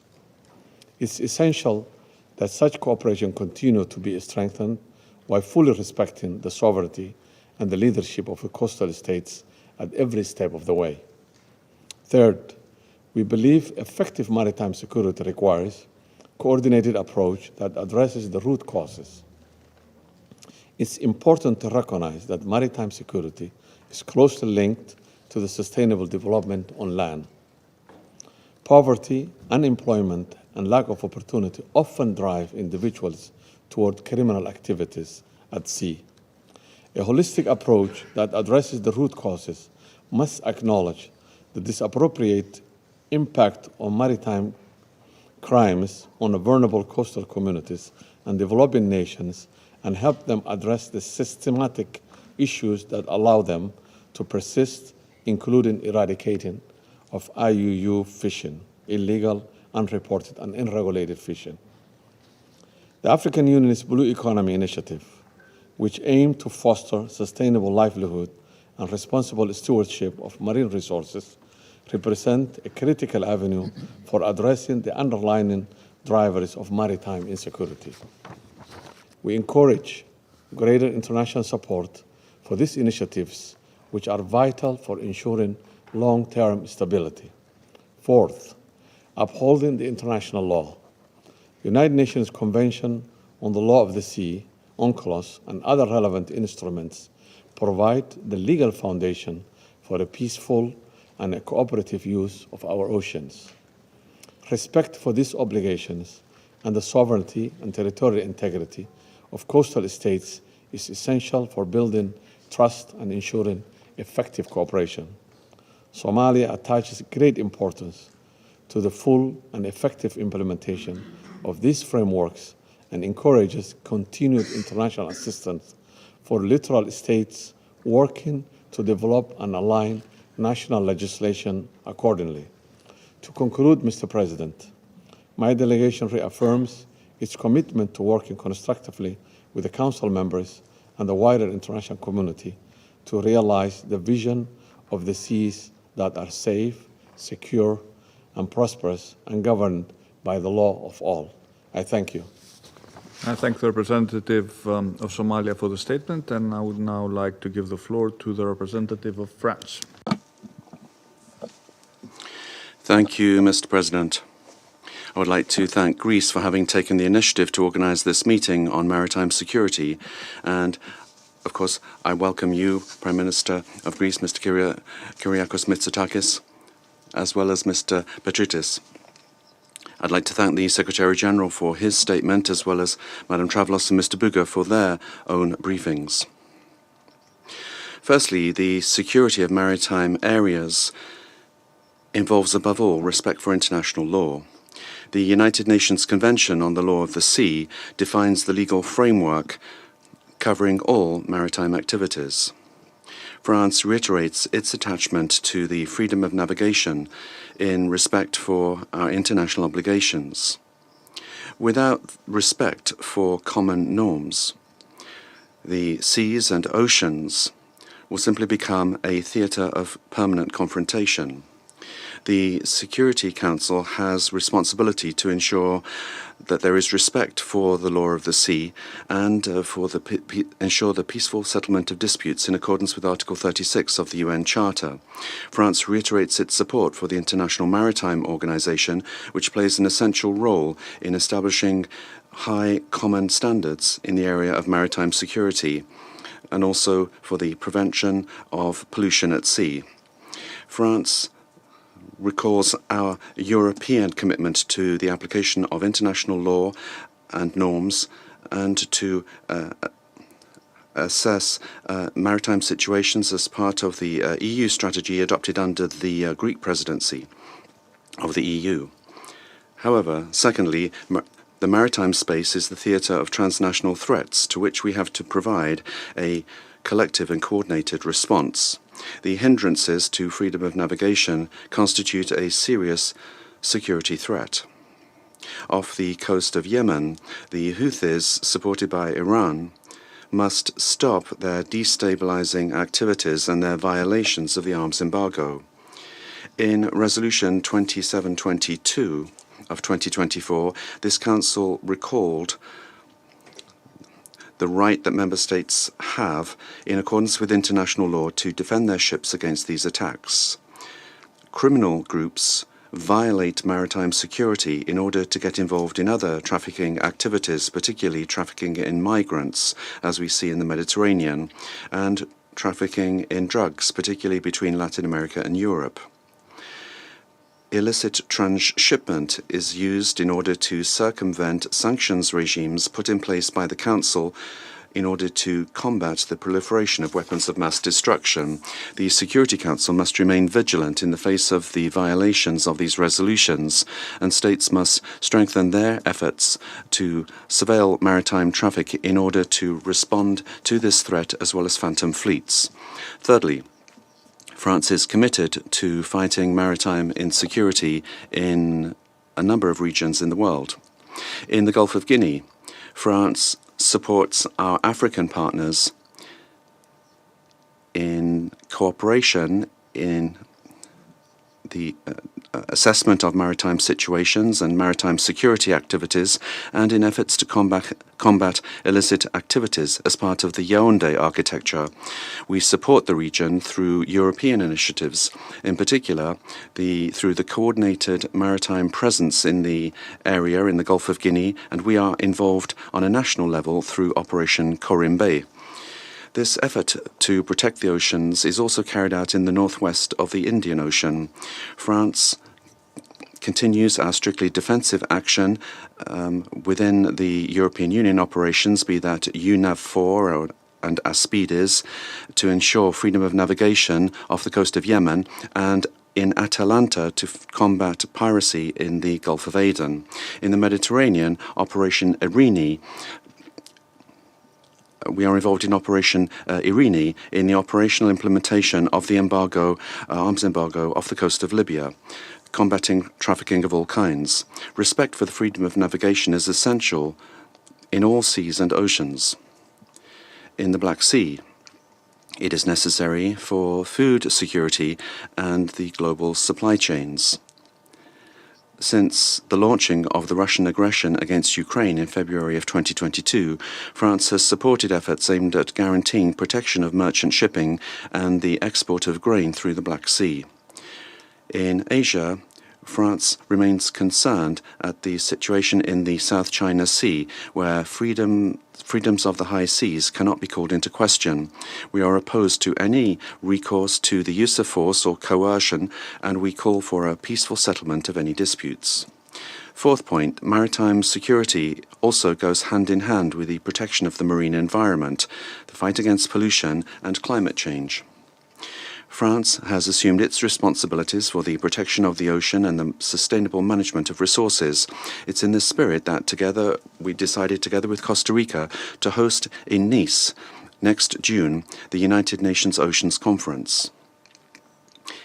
In Nice, significant progress is expected in the area of decarbonization of maritime transport and also the fight against plastic pollution. France calls upon all states that have not yet done so to sign and ratify rapidly the International Treaty for the Protection of the High Seas and Marine Biodiversity, the BBNJ.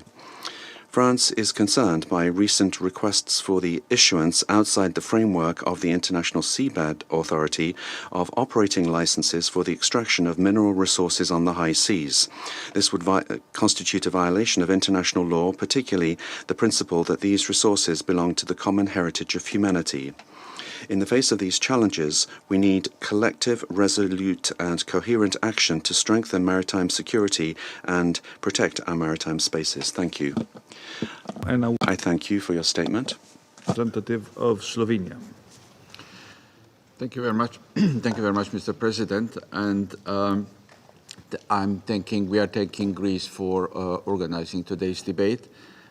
Your presence here today, Mr. Prime Minister, is also demonstrating the commitment of Greece, not only to maritime security, but to the UN and to the role of the Security Council. Thank you for that. I also thank the Secretary General and Mrs. Travlos and Berger for presenting their perspectives on this important topic that directly or indirectly touches all states. Throughout history, oceans covering 75% of Earth's surface have been the backbone of human activity on livelihood, trade, and development, but also military action. Currently, maritime transport represents 80% of the volume of global trade and goods, making it a critical factor for development and prosperity of states. And both briefers today reminded us of recent cases proving this point. International trade depends on a stable and secure environment.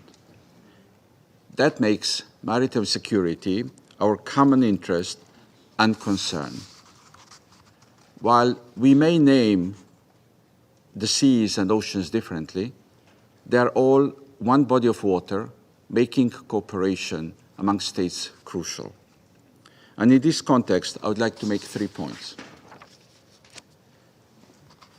First, we fully concur with Secretary General's stress on the need to respect international law. The UN Convention on the Law of the Sea provides the main legal framework for this cooperation. States are obliged to implement their responsibilities in good faith and take all necessary measures to prevent potential abuses. In cases where violations occur, accountability must be ensured. States must also ensure the implementation of Security Council resolutions, including on maritime sanctions, and prevent possible evasion, especially through flag hopping, AIS spoofing, and similar measures. Secondly, about the maintenance of maritime security, be it off the coast of Somalia or the Gulf of Guinea or Houthis' attacks on shipping lanes in the Red Sea. We must find a way to comprehensively tackle smuggling, illegal trafficking, piracy, and terrorism. While speaking about prevention of maritime smuggling and illegal trafficking, we should also address prevention of illicit maritime transfers of weapons of mass destruction and the dual use of goods in line with international law. Slovenia remains committed to contributing to maritime security, including through EU's 3 naval operations just mentioned by my French colleague. IRINI, which through inspections assists in implementation of the arms embargo off the coast of Libya. Atalanta, that helps fight piracy and armed robbery at sea off the coast of Somalia. And Aspides, with a defensive mandate in the Red Sea. We firmly believe that regional arrangements and activities can play an important role in the wider framework of international security engagement, including on maritime security. Mr. President, most concerns regarding physical insecurity of shipping lanes relate to impacts on global supply chains and international maritime trade. Slovenia is, however, also extremely concerned about the other broader impacts, especially environmental disasters from oil spills, cargo incidents, or other toxic discharges. Maritime security must address climate resilience as rising sea levels, extreme weather events, and maritime biodiversity loss threaten coastal communities and global stability. Thirdly, about the use of new technologies. It is necessary to invest in equipment and capacity building to ensure both safety and security of port infrastructure and maritime domain awareness. Only in this way, the states can address and counter maritime security threats such as terrorism, piracy, and armed robbery, smuggling and trafficking of goods, persons, and drugs, and irregular migration. In most cases, these threats are enhanced by technological innovations and advanced equipment. We need to be ready to face the evolving maritime security challenges. Use of new technologies, combined with development of digital skills and cybersecurity, can substantially contribute to the ability and capacity of littoral states to ensure safety and security and risk management of maritime and coastal areas. So to conclude, Mr. President, oceans and waterways are our shared planetary resource, infrastructure, and vital environment. They are also our shared responsibility. In order to utilize them fully and sustainably, it has to be done properly by protecting them from environmental degradation and destruction, and by ensuring maritime security for all stakeholders. Thank you. I would like to thank the representative of Slovenia for his statement, and I would now like to give the floor to the representative of Guyana. Your Excellency, Prime Minister Kyriakos Mitsotakis, Guyana welcomes Greece's leadership and your participation in today's high-level meeting on strengthening maritime security through international cooperation for global stability, a topic of great importance for Guyana, as it is for the rest of the global community.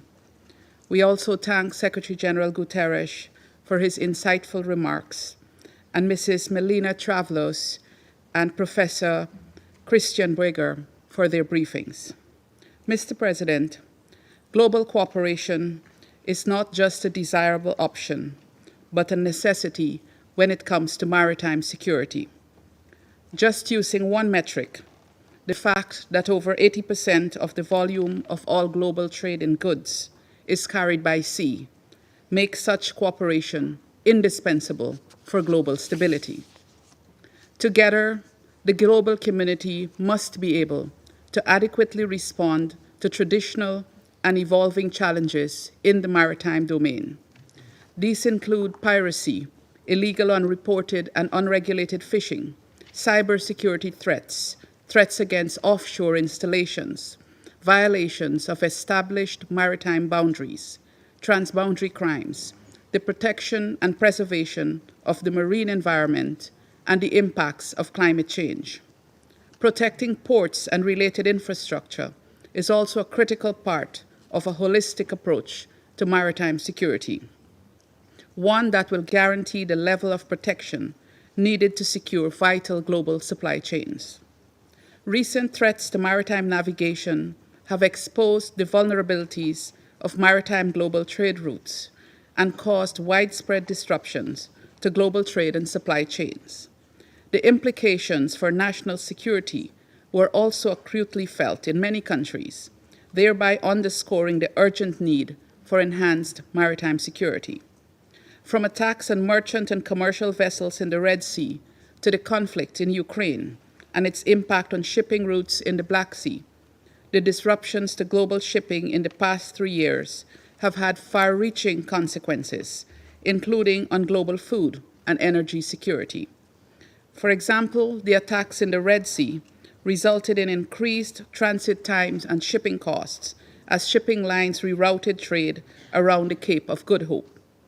In addition to financial implications, the extended routes contributed to higher greenhouse gas emissions, exacerbating environmental concerns. Guyana commenced the proactive and collaborative efforts which led to the Black Sea Grain Initiative in 2022 and the diplomatic efforts that led to the recent cessation of attacks against vessels in the Red Sea. We hope that these will reinvigorate collaboration on maritime safety and security. Mr. President, Guyana would like to emphasize the following 4 points. First, member states must uphold the UN Convention on the Law of the Sea, which is the primary international framework for maritime governance. Second, Guyana acknowledges the work of the International Maritime Organization in promoting safe and secure shipping while ensuring freedom of navigation. We commend the 2024 updated technical cooperation profile through its all-hands-on-deck strategy, and is of the view that the menu of strategic proposals, including capacity building, investment in new systems, maritime infrastructure, and technology projects, is relevant to the discourse.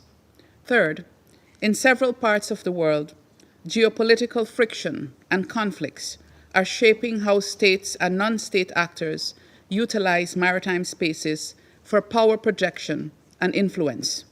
This underscores the need for a higher premium to be placed on international cooperation through dialogue rather than competition, as the eventual fallout is usually felt by all, irrespective of geography and physical distance. Finally, Mr. President, the threats to maritime navigation and operations continue to evolve, as the effects of climate change compound traditional challenges. Warming in the Arctic Ocean, for instance, with ice melting at an increasing rate, will have far-reaching consequences, including rising sea levels. Investments in early warning systems must go hand in hand with the application of affordable technologies to address existing vulnerabilities, including the impacts of climate change on maritime navigation. We also call for international cooperation in areas of technology transfer, information sharing and governance, including on the use of AI. In conclusion, Mr. President, maritime security requires a strong collaborative approach from the local to the global levels. We must use all available tools to foster such approach if we are to tackle maritime security in a holistic manner. I thank you. We thank the representative of Guyana, and I would now like to give the floor to the representative of the United Kingdom. Thank you, Prime Minister Mitsotakis, for convening this important meeting and for the Greek presidency's leadership on this issue. I also thank Secretary-General Guterres, Ms. Travlos, and Mr. Boyga for briefing us today. The United Kingdom, like Greece, has a long maritime history and is deeply committed to global maritime security. And global action is needed to tackle the growing threats we now face to our seas, our peoples, and our shared prosperity. That is why the UK is strongly committed to our partnership within NATO and the Joint Expeditionary Force, and with wider friends and partners as a means to contribute to our collective security. That includes working together with states across Africa, Asia, Latin America, and the Caribbean to address threats wherever they occur. Our carrier strike group's deployment to the Indo-Pacific is a sign of our commitment to work with our partners in a region of fundamental importance to global peace and prosperity. In the Black Sea, we are supporting the protection of Ukraine's maritime Black Sea corridor along with our partners. We are also leading the Maritime Capability Coalition alongside Norway, supporting Ukraine's defence of its sovereign waters. That's alongside efforts to confront the so-called Shadow Fleet operation. In the Middle East, we've acted to prevent Houthi attacks on Red Sea shipping, including through Operation Prosperity Guardian with the United States and others. Our European colleagues have joined these efforts through Operation Aspides. We thank Greece for its leading role, including the hosting of the command from Larissa. We also called for collective efforts to ensure that the arms embargo as set out in Resolution 2216 is upheld and to support Yemen's Coast Guard.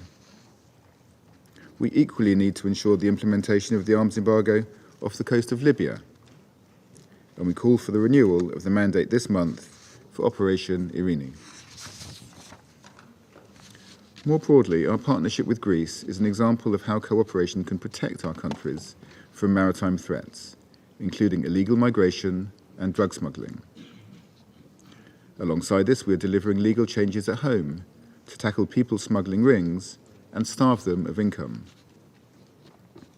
And the UK also remains strongly committed to upholding freedom of navigation and the primacy of the UN Convention on the Law of the Sea. President, in the face of such diverse threats, we must redouble our shared efforts, including by broadening collaboration on strategic challenges within the International Maritime Organization, which the UK is proud to host. And as we look to the future, we must strengthen our work together, both in this Council and through our bilateral partnerships, to secure our seas for future generations. I thank you.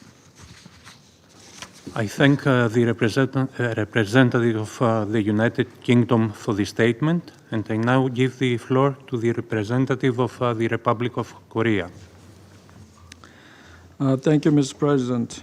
I appreciate the Greek presidency for convening this important meeting on maritime security, and I thank the Secretary General for his insightful briefing. My appreciation also goes to President Melina and Professor Bieger for their briefings.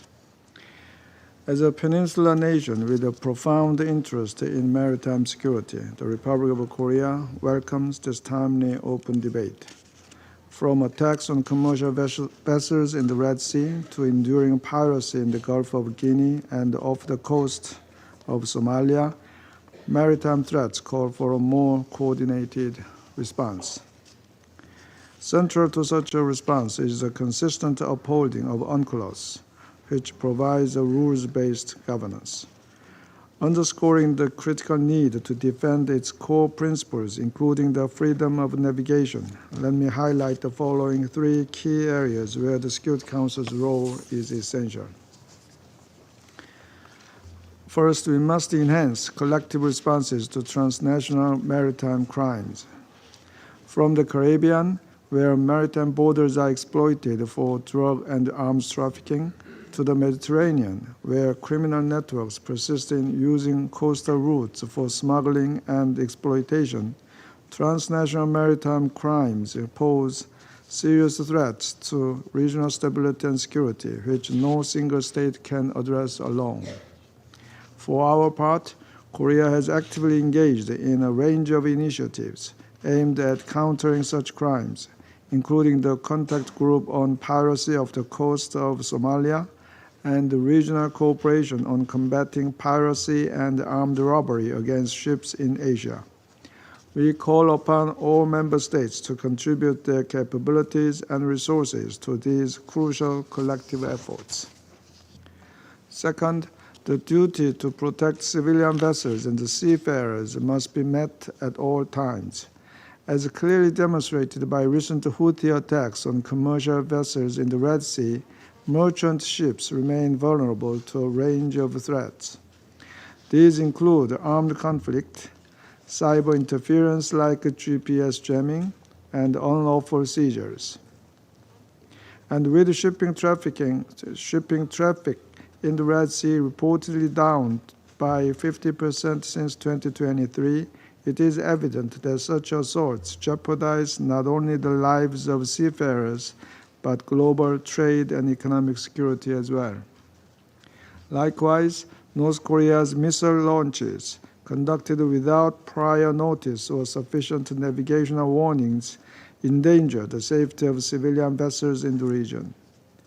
To address such immediate threats and safeguard critical sea lanes, it is vital to enhance information sharing and ensure coordinated naval presence in high-risk waters. For instance, we have been actively participating in combined maritime forces in the Middle East, as well as deploying naval units to the Gulf of Aden. Third, the Council must act in a more decisive manner when maritime space is exploited to facilitate the proliferation of weapons of mass destruction. We remain deeply concerned about the DPRK's persistent illicit maritime activities in violation of Security Council resolutions. Its evasion tactics for trading prohibited items range from ship-to-ship transfers flag concealment to forced registration and the manipulation of automatic identification system. These evolving activities continue to fund DPRK's unlawful nuclear and missile programs. Yet, the enforcement of maritime sanctions is often undermined by jurisdictional gaps, limited capacity, and the lack of political will. Moreover, the disbandment of the 1718 Committee's panel of experts by one permanent member of the Security Council has further weakened monitoring and compliance. Security Council resolutions regarding the DPRK stipulate that member states are obligated to seize, inspect, and freeze any vessel within their ports. If there are reasonable grounds to believe the vessel is involved in activities prohibited by the resolutions, and may take these measures in their territorial waters as well. Resolution 2375 has also called upon member states to inspect vessels on the high seas that are reasonably suspected of carrying prohibited cargo with the consent of flag state. In this regard, the Republic of Korea will continue working closely with its partners to share information and coordinate actions both at sea and in the air to deter and disrupt the DPRK's maritime violations. We are also committed to supporting maritime enforcement capacities of developing countries and the key flag states. In closing, Mr. President, we hope today's debate serves as a necessary step forward to maintain the stability of the sea, the global commons on which we all depend. I thank you, Mr. President. I thank the representative of the Republic of Korea for the statement. The representative of Denmark has asked for the floor to make a further statement. I give them the floor. Mr. President, I would have preferred not to ask for the floor again, but I need to respond to the comments by a council member on the Nord Stream sabotage. Denmark is very concerned about attacks against critical infrastructure. We take the sabotage against the Nord Stream pipelines seriously and have, together with Germany and Sweden, kept the Security Council thoroughly informed throughout the investigation process. We have done so both orally and through numerous notes throughout 2022, 2023, and 2024. We note that there is an ongoing, robust, and credible criminal investigation being undertaken in Germany, and we have the full confidence that this investigation is being conducted in an impartial and comprehensive manner in line with all relevant rules and procedures. It's important that we let this ongoing investigation run its course. Denmark has had close cooperation with relevant foreign authorities, especially concerning the technical aspects of the investigations. The Russian authorities have been informed continually about the progress of our investigations. Thank you. I thank the representative of Denmark for the statement. I wish to remind all speakers to limit their statements to no more than 3 minutes in order to enable the Council to carry out its work expeditiously. The flashing light on the microphone will prompt speakers to bring their remarks to a close after 3 minutes. I now give the floor to the representative of Egypt. Thank you very much, Mr. President. Honored to deliver this statement on behalf of His Excellency Dr. Badr Al-Aati, Egypt's Minister of Foreign Affairs, who wished to participate in this meeting but couldn't due to prior commitments. We congratulate the Presidency for convening this important debate on maritime security.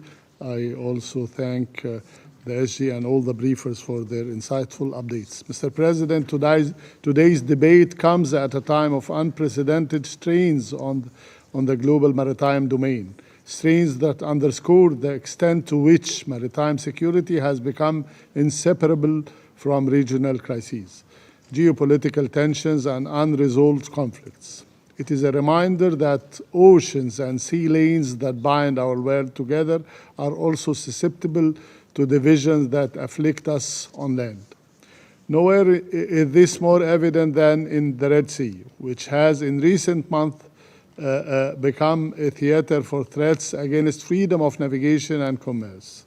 This escalation, manifesting in repeated unlawful attacks on commercial shipping, cannot be viewed in isolation from the broader regional context. It is regrettably a direct outgrowth of the deteriorating situation in the Middle East, and in particular the ongoing and inhumane Israeli war on the Gaza Strip. Mr. President, Egypt cannot but express its profound concern and condemnation for the continued Israeli war on Gaza, which has inflicted massive human suffering and led to destabilizing an already volatile region. The protracted hostilities and the humanitarian crises unfolding on the ground have created ripple effects that extend far beyond the immediate vicinity of the conflict. They are indeed reverberating across maritime domains, most acutely in the Red Sea. The ensuing regional polarization, coupled with the exploitation of maritime routes by non-state actors, has disrupted supply chains and compromised the freedom of navigation. In this regard, there can be no lasting maritime security in the region without addressing the underlying drivers of instability, first and foremost the situation in Gaza. In addition to the escalating tensions in Yemen, the road to restoring safe navigation through the Red Sea and other strategic waterways starts with serious de-escalatory steps, paving the way for lasting political solutions.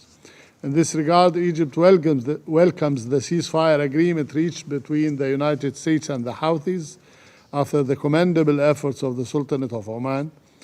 It is a step towards regional de-escalation, and it is our hope that it will pave the way for a broader resolution that ensures the freedom of maritime navigation. Mr. President, the impact of regional escalation has been significant on Egypt. As the custodian of the Suez Canal, Egypt faced immense repercussions from the deteriorating security environment. In 2024, Egypt witnessed a revenue loss of $7 billion due to the decrease in navigation through the Red Sea. Despite these challenges, Egypt spared no effort in sustaining the canal's pivotal role in global trade and supply chain networks. We adopted a forward-looking strategy to ensure that Suez Canal remains a reliable and secure transit route.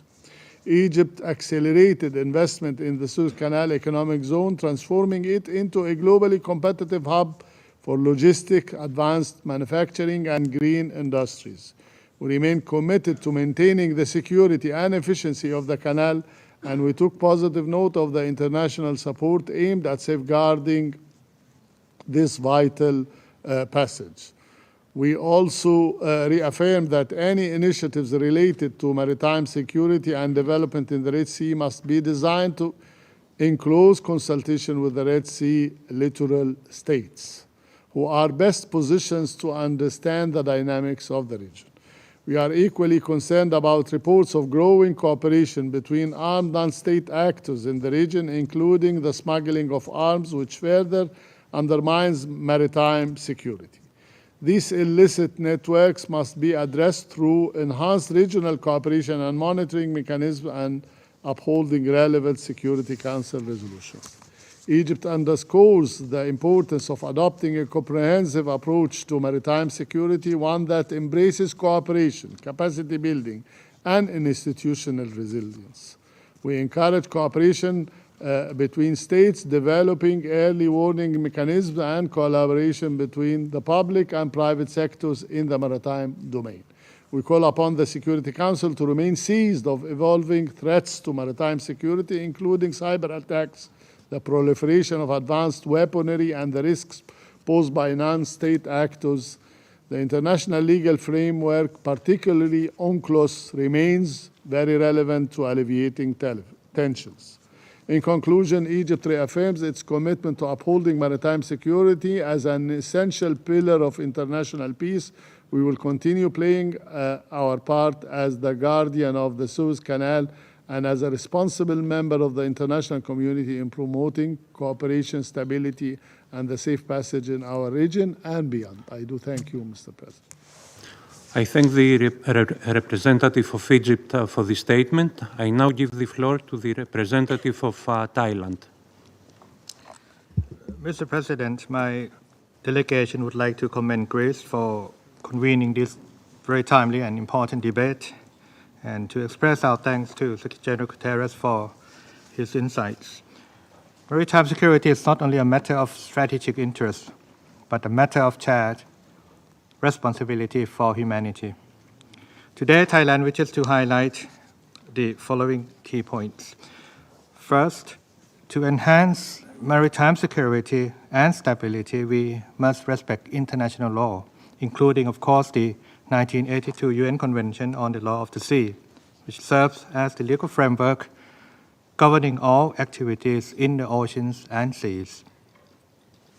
A secure, predictable, and rule-based maritime order grounded in international law is vital for global peace and shared prosperity. Second, concerted efforts among member states are essential to ensure effective and timely responses to evolving and transboundary maritime security challenges. Maritime domain awareness, including through information sharing, joint exercises, and capacity building, is critical to countering maritime threats and safeguarding the peaceful maritime domain. Third, we must speed up our collective actions to the sustainable and equitable use of maritime resources. In this regard, President, Thailand remains determined to intensify efforts to combat illegal, unreported, and unregulated fishing. We are working toward maritime spatial planning as part of Thailand's blue economy, and the ratification to the agreement under UNCLOS on the conservation and sustainable use of marine biological diversity of areas beyond national jurisdiction. Mr. President, maritime security is a core pillar of Thailand's comprehensive security strategy. We actively engage within ASEAN and its platforms, as well as other multilateral frameworks, such as IMO and UNODC, in fostering substantive cooperation to address shared maritime security threats. And we are now looking forward to the deliberations at the third UN Ocean Conference next month in France. In closing, allow me to reiterate that a global commitment to international maritime cooperation is vital, not only for national defense, but also for advancing sustainable development, economic prosperity, and connectivity. We must ensure that our oceans remain open, peaceful, and sustainable for present and future generations. Thank you very much, Mr. President. I thank the representative of Thailand for the statement, and I now give the floor to the representative of Romania. Thank you, Mr. President. And I would like to commend the Greek presidency for organizing this high-level open debate. In addition to the statement to be delivered by the European Union, I would like to add a few points. Maritime security is a cross-cutting topic facing unprecedented threats, as we also heard from the briefers today. And the international community needs to first ensure that international law is upheld and respected on all oceans and seas, and second, to reaffirm the role of UNCLOS as the legal framework for all activities in oceans and seas. It is imperative that freedoms and obligations established under UNCLOS, including the freedom of navigation and overflight, are respected, and the Security Council plays an important role. Mr. Chair, all seas should remain free, stable, and safe. We all benefit from that. The Black Sea is of strategic importance for global resilience. Maritime security in the Black Sea is therefore vital. Freedom of navigation for commercial shipping must be upheld, and any attempts to restrict such freedom or to expand maritime jurisdiction by force must be rejected. The security environment in the Black Sea and the region's critical role in the resilience of global supply chains east-west and north-south are undermined by the Russian war of aggression against Ukraine. The consequences extend well beyond the region, especially on food and energy security. Floating mines and incidents such the one in September 2024, when a missile hit a merchant vessel under the third country flag carrying grain from Ukraine, underscore the magnitude of the threat in the Black Sea as the Russian aggression against Ukraine continues. We underline the importance of a full ceasefire in Ukraine, including in the maritime area. Romania supports any steps towards a comprehensive, just and lasting peace in Ukraine, in line with international law and the UN Charter. This will also remove existing threats to navigation in the Black Sea, and Romania is ready to contribute to the implementation of a maritime ceasefire. Romania addressed existing challenges in the Black Sea in a responsible manner, in line with international law and in the spirit of solidarity. We recall our steady engagement to ensure the continuity of supply chains for grain from Ukraine to global markets. Our joint work with riparian countries, including Turkey and Bulgaria, on demining in the Black Sea also supports this effort. Mr. President, similarly as Greece, Romania is a country with seafarers and various international shipping lanes. We pay particular attention to the safety and security of merchant and commercial vessels and their crews. We are concerned about the increasing number of incidents and attacks to international shipping, such as those committed by the Houthis in the Red Sea. We call for the end of any such attacks on all oceans and seas. Romania welcomes the release of a crew of MV Galaxy Leader, including a Romanian citizen after more than a year of unlawful detention by the Houthis, and we wish to thank again all those involved in this complex effort. We appreciate the efforts of the Security Council and all of those countries that have engaged to restore freedom of navigation in the Red Sea. We welcome the ceasefire agreement reached between the United States and the Houthis. We recall the contribution of EU Maritime Operation Aspides to protect freedom of navigation and maritime security in the Red Sea, and we appreciate the operation's leadership, and we reiterate our full cooperation. Mr. President, abiding by the UN Charter, international law and fundamental principles and rules of the law of the sea is the prerequisite for strengthening maritime security and addressing existing challenges. Thank you, Mr. President. I thank the representative of Romania for the statement, and I now give the floor to the representative of Mexico. Mr. President, Mexico would like to congratulate Greece on your initiative to convene this open debate in your quality as President of the Security Council. We recognize the value of creating these spaces to have a dialogue on how we can strengthen international cooperation in order to combat threats to maritime security, which is an essential component of international peace and security. Since time immemorial, including during the era of maritime empires, the security of the seas has been a source of heightened conflict, as well as of waves of reflection on this historical subject. The growing frequency and severity of threats to maritime security, piracy, and terrorist acts, including attacks on civilian vessels on the high seas and the commission of other crimes and illicit activities such as arms or drugs trafficking, require a multilateral, coordinated response, as well as cooperation between states, international and regional organizations. Mexico recognizes the relevance of Security Council resolutions which reflect concern about the situation in Yemen and in the Red Sea, and which highlight the need to protect the security of navigation and international trade. From Mexico's perspective, I would like to address three priorities in order to strengthen maritime security. 1. We should give priority to technical and operational cooperation, the timely exchange of information, and the strengthening of regional rapid response mechanisms in order to mitigate the emerging threats to navigation, to international trade, and to the stability of supply chains, particularly in areas that are vulnerable or in conflict, where the lack of coordination or institutional capacity further worsens security risks, maritime security risks. 2, we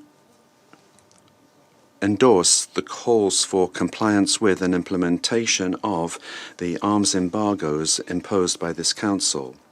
3, we'd like to express our concern at the growing use of the right to legitimate defense in invocation of Article 51 of the United Nations Charter as a justification for the preventive use of force without the consent of the states concerned, particularly when there is involvement of non-state actors. Mexico has already addressed this dangerous reinterpretation of international law, which undermines the principles of sovereignty and territorial integrity of nations and endangers the United Nations collective security system.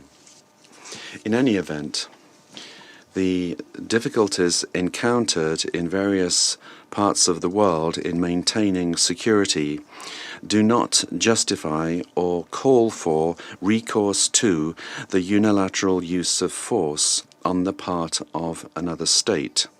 Indeed, it is precisely in this context where the international community must act collectively. President,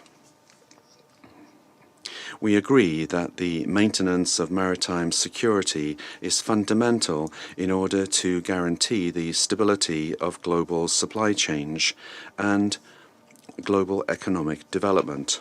However, we underscore the fact that any action undertaken in this regard must fully respect the sovereignty, territorial integrity, and the wishes of the coastal states, and in strict adherence to international law. Thank you very much.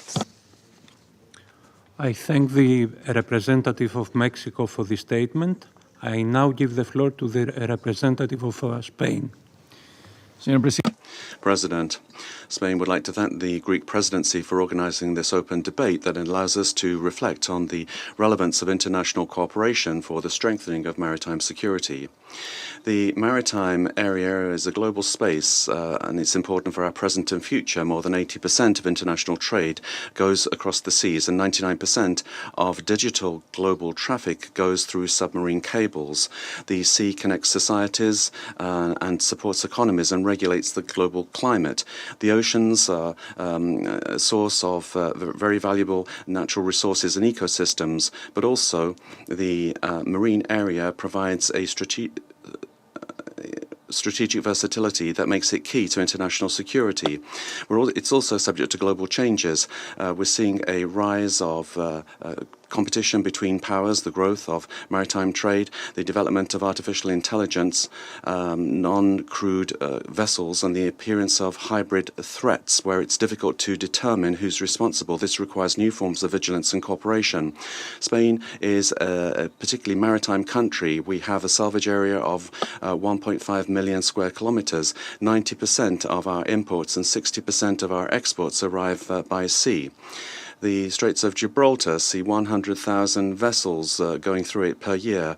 Also, through our seabed, we have going through our seabed cables and gas and oil pipelines. These are strategic and require international protection and cooperation. We are committed to maritime security. In November 2024, we approved a new national maritime security strategy with 3 goals: to protect us from at sea and from the seas, to improve our capacity to contribute to a more secure ocean. We are part of the revised action plan of the EU for maritime security. We participate actively in missions such as Atalanta in the Indian Ocean, and we maintain a presence in the Gulf of Guinea through the European Mechanism of Coordinated Maritime Presences. Spain firmly supports an integral approach that addresses maritime threats from the perspective of security and sustainable development, rule of law and protection of the marine environment. We need to strengthen the multilateral framework that exists, particularly the role of the United Nations and cooperation with competent organizations such as the IMO. It's essential to protect international maritime routes and strategic ports. They are key to global economic security. We need joint efforts to minimize interruptions through illicit acts or sabotage. We support strengthening the controls on vessels that are infringing IMO rules. And we need to better be able to face hybrid threats at sea. A secure maritime environment is key to peace, economy and sustainability on the planet. Spain continues to be fully committed to international cooperation as an essential instrument to strengthen maritime security. Thank you. I thank the representative of Spain for the statement. I now give the floor to the representative of Kazakhstan. Mr. President, Excellencies, distinguished delegates, Kazakhstan commends Greece for convening this important debate on strengthening maritime security, a critical pillar of global stability, economic resilience, and sustainable development. We are thankful to briefers as well for their substantive statements. We align ourselves with the collective efforts to address multifaceted threats to maritime security, including piracy, transnational organized crime, and emerging risks posed by the new technologies. As a landlocked country, Kazakhstan recognizes the vital role of secure maritime routes and stability of the supply chains for global trade and energy security. Our nation actively contributes to multilateral security and environmental cooperation in that domain. Mr. President, to advance our shared agenda, Kazakhstan stands firmly for expanding international and regional cooperation to align maritime security strategies, including the establishment of maritime surveillance and early warning mechanisms. Kazakhstan supports the use of new technologies such as AI and satellite monitoring to enhance maritime domain awareness and enable real-time threat analysis. We emphasize the need for technical assistance to developing states to bridge the digital divide and ensure equitable access to these tools. Climate change and environmental degradation exacerbate maritime threats. Kazakhstan urges the integration of climate resilience into maritime security strategies, including the protection of critical infrastructure and marine ecosystems from unlawful activities. Kazakhstan supports the full implementation of UNCLOS on the high seas, which reflects customary international law, along with other relevant international instruments. We emphasize the importance of strengthening legal and institutional frameworks in all countries. Kazakhstan remains committed to multilateral solutions and stands ready to contribute to collective efforts that ensure open, safe, and secure seas for all. We call for a holistic, inclusive approach to maritime security, ensuring no nation is left behind in this collective endeavor. I thank you. I thank the representative of Kazakhstan for the statement. I now give the floor to the representative of Israel. Thank you, Mr. President. The Red Sea is bleeding. It bleeds from the constant attack from terrorists who aim to destabilize our region and the global supply chain. It bleeds from the silence of the international community, which watches as shipping lanes are turned into hunting grounds. It bleeds from the increasing reality that no vessel, no sailor, and no flag is safe. The Houthi terrorist organization in Yemen is carrying out a systematic campaign of maritime terrorism. They don't discriminate between civilian, military, or commercial ships. They are all targets. Allow me to provide just a few examples. On November 19th, they hijacked the Galaxy Leader, a Bahamian-flagged vessel sailing from Turkey to India with cars from South Korea. On board were 25 innocent civilians who were then held hostage by terrorists. Soon after, they seized the Central Park, flying the Liberian flag. Its crew was rescued by the USS Mason just before 2 ballistic missiles were fired at both ships. On December 3rd, 3 ships, the Unity Explorer, Number 9, and ADM Sophie 2 were all attacked. That is 3 ships in one day. Then the Strinda, a Norwegian tanker, was struck. 2 days later, another ship, another Martian island flag, was hit by Houthis missiles. Their goal is disruption of trade, of supply chains, of global stability. 30% of world trade moves through the Suez Canal. It is one of the most critical routes of the global economy. Right now, this route is blocked. Ships are being forced to reroute around Africa, adding weeks to delivery times. Companies are scrambling to find new vessels, new routes, and new insurance. The price of single container is already rising by hundreds of dollars. In some cases, the containers never arrive. This is affecting oil, gas, medicine, food, any commodity you can think of. It is affecting Europe, Asia, Africa. It is global emergency. Yet, we all know exactly who is pulling these strings: the Islamic Republic of Iran. Iran trains the Houthis, it funds them, it supplies them with weapons, intelligence, and targeting systems. The Houthis don't manufacture ballistic missiles. They don't build drones with advanced guiding systems. They don't develop sea-based targeting capabilities on their own. They are armed by Tehran, coached by Tehran, sent into the sea as Tehran's enforces. Iran is blatantly standing before you all, giving orders to their terrorist proxies and watching the chaos unfold. Of course, Iran is behind this. After all, this is the same regime that is attempting to rearm Hezbollah to once again attack Israeli cities. The same regime that equipped Hamas with the weapons and means to massacre over 1,200 people on October 7, 2023. The same regime now trying to choke the Red Sea. Iran doesn't care about maritime security. It doesn't care about global trade or international law. It cares about domination, through terror, through proxies, through chaos. While the Houthis fire at ships in the Red Sea, they are also launch ballistic missiles directly at Israel. They are targeting our cities, our airports, and our civilians. The Houthis have repeatedly fired long-range missiles and drones at Israeli territory.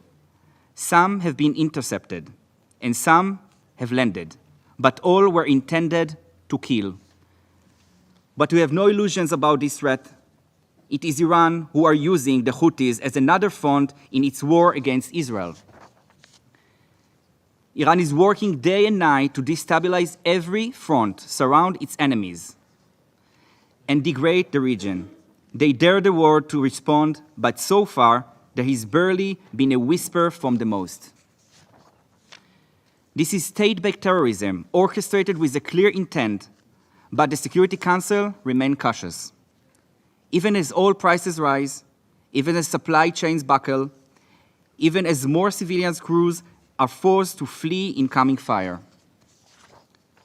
Colleagues, how many more missiles launched must be there? How many more hijackings?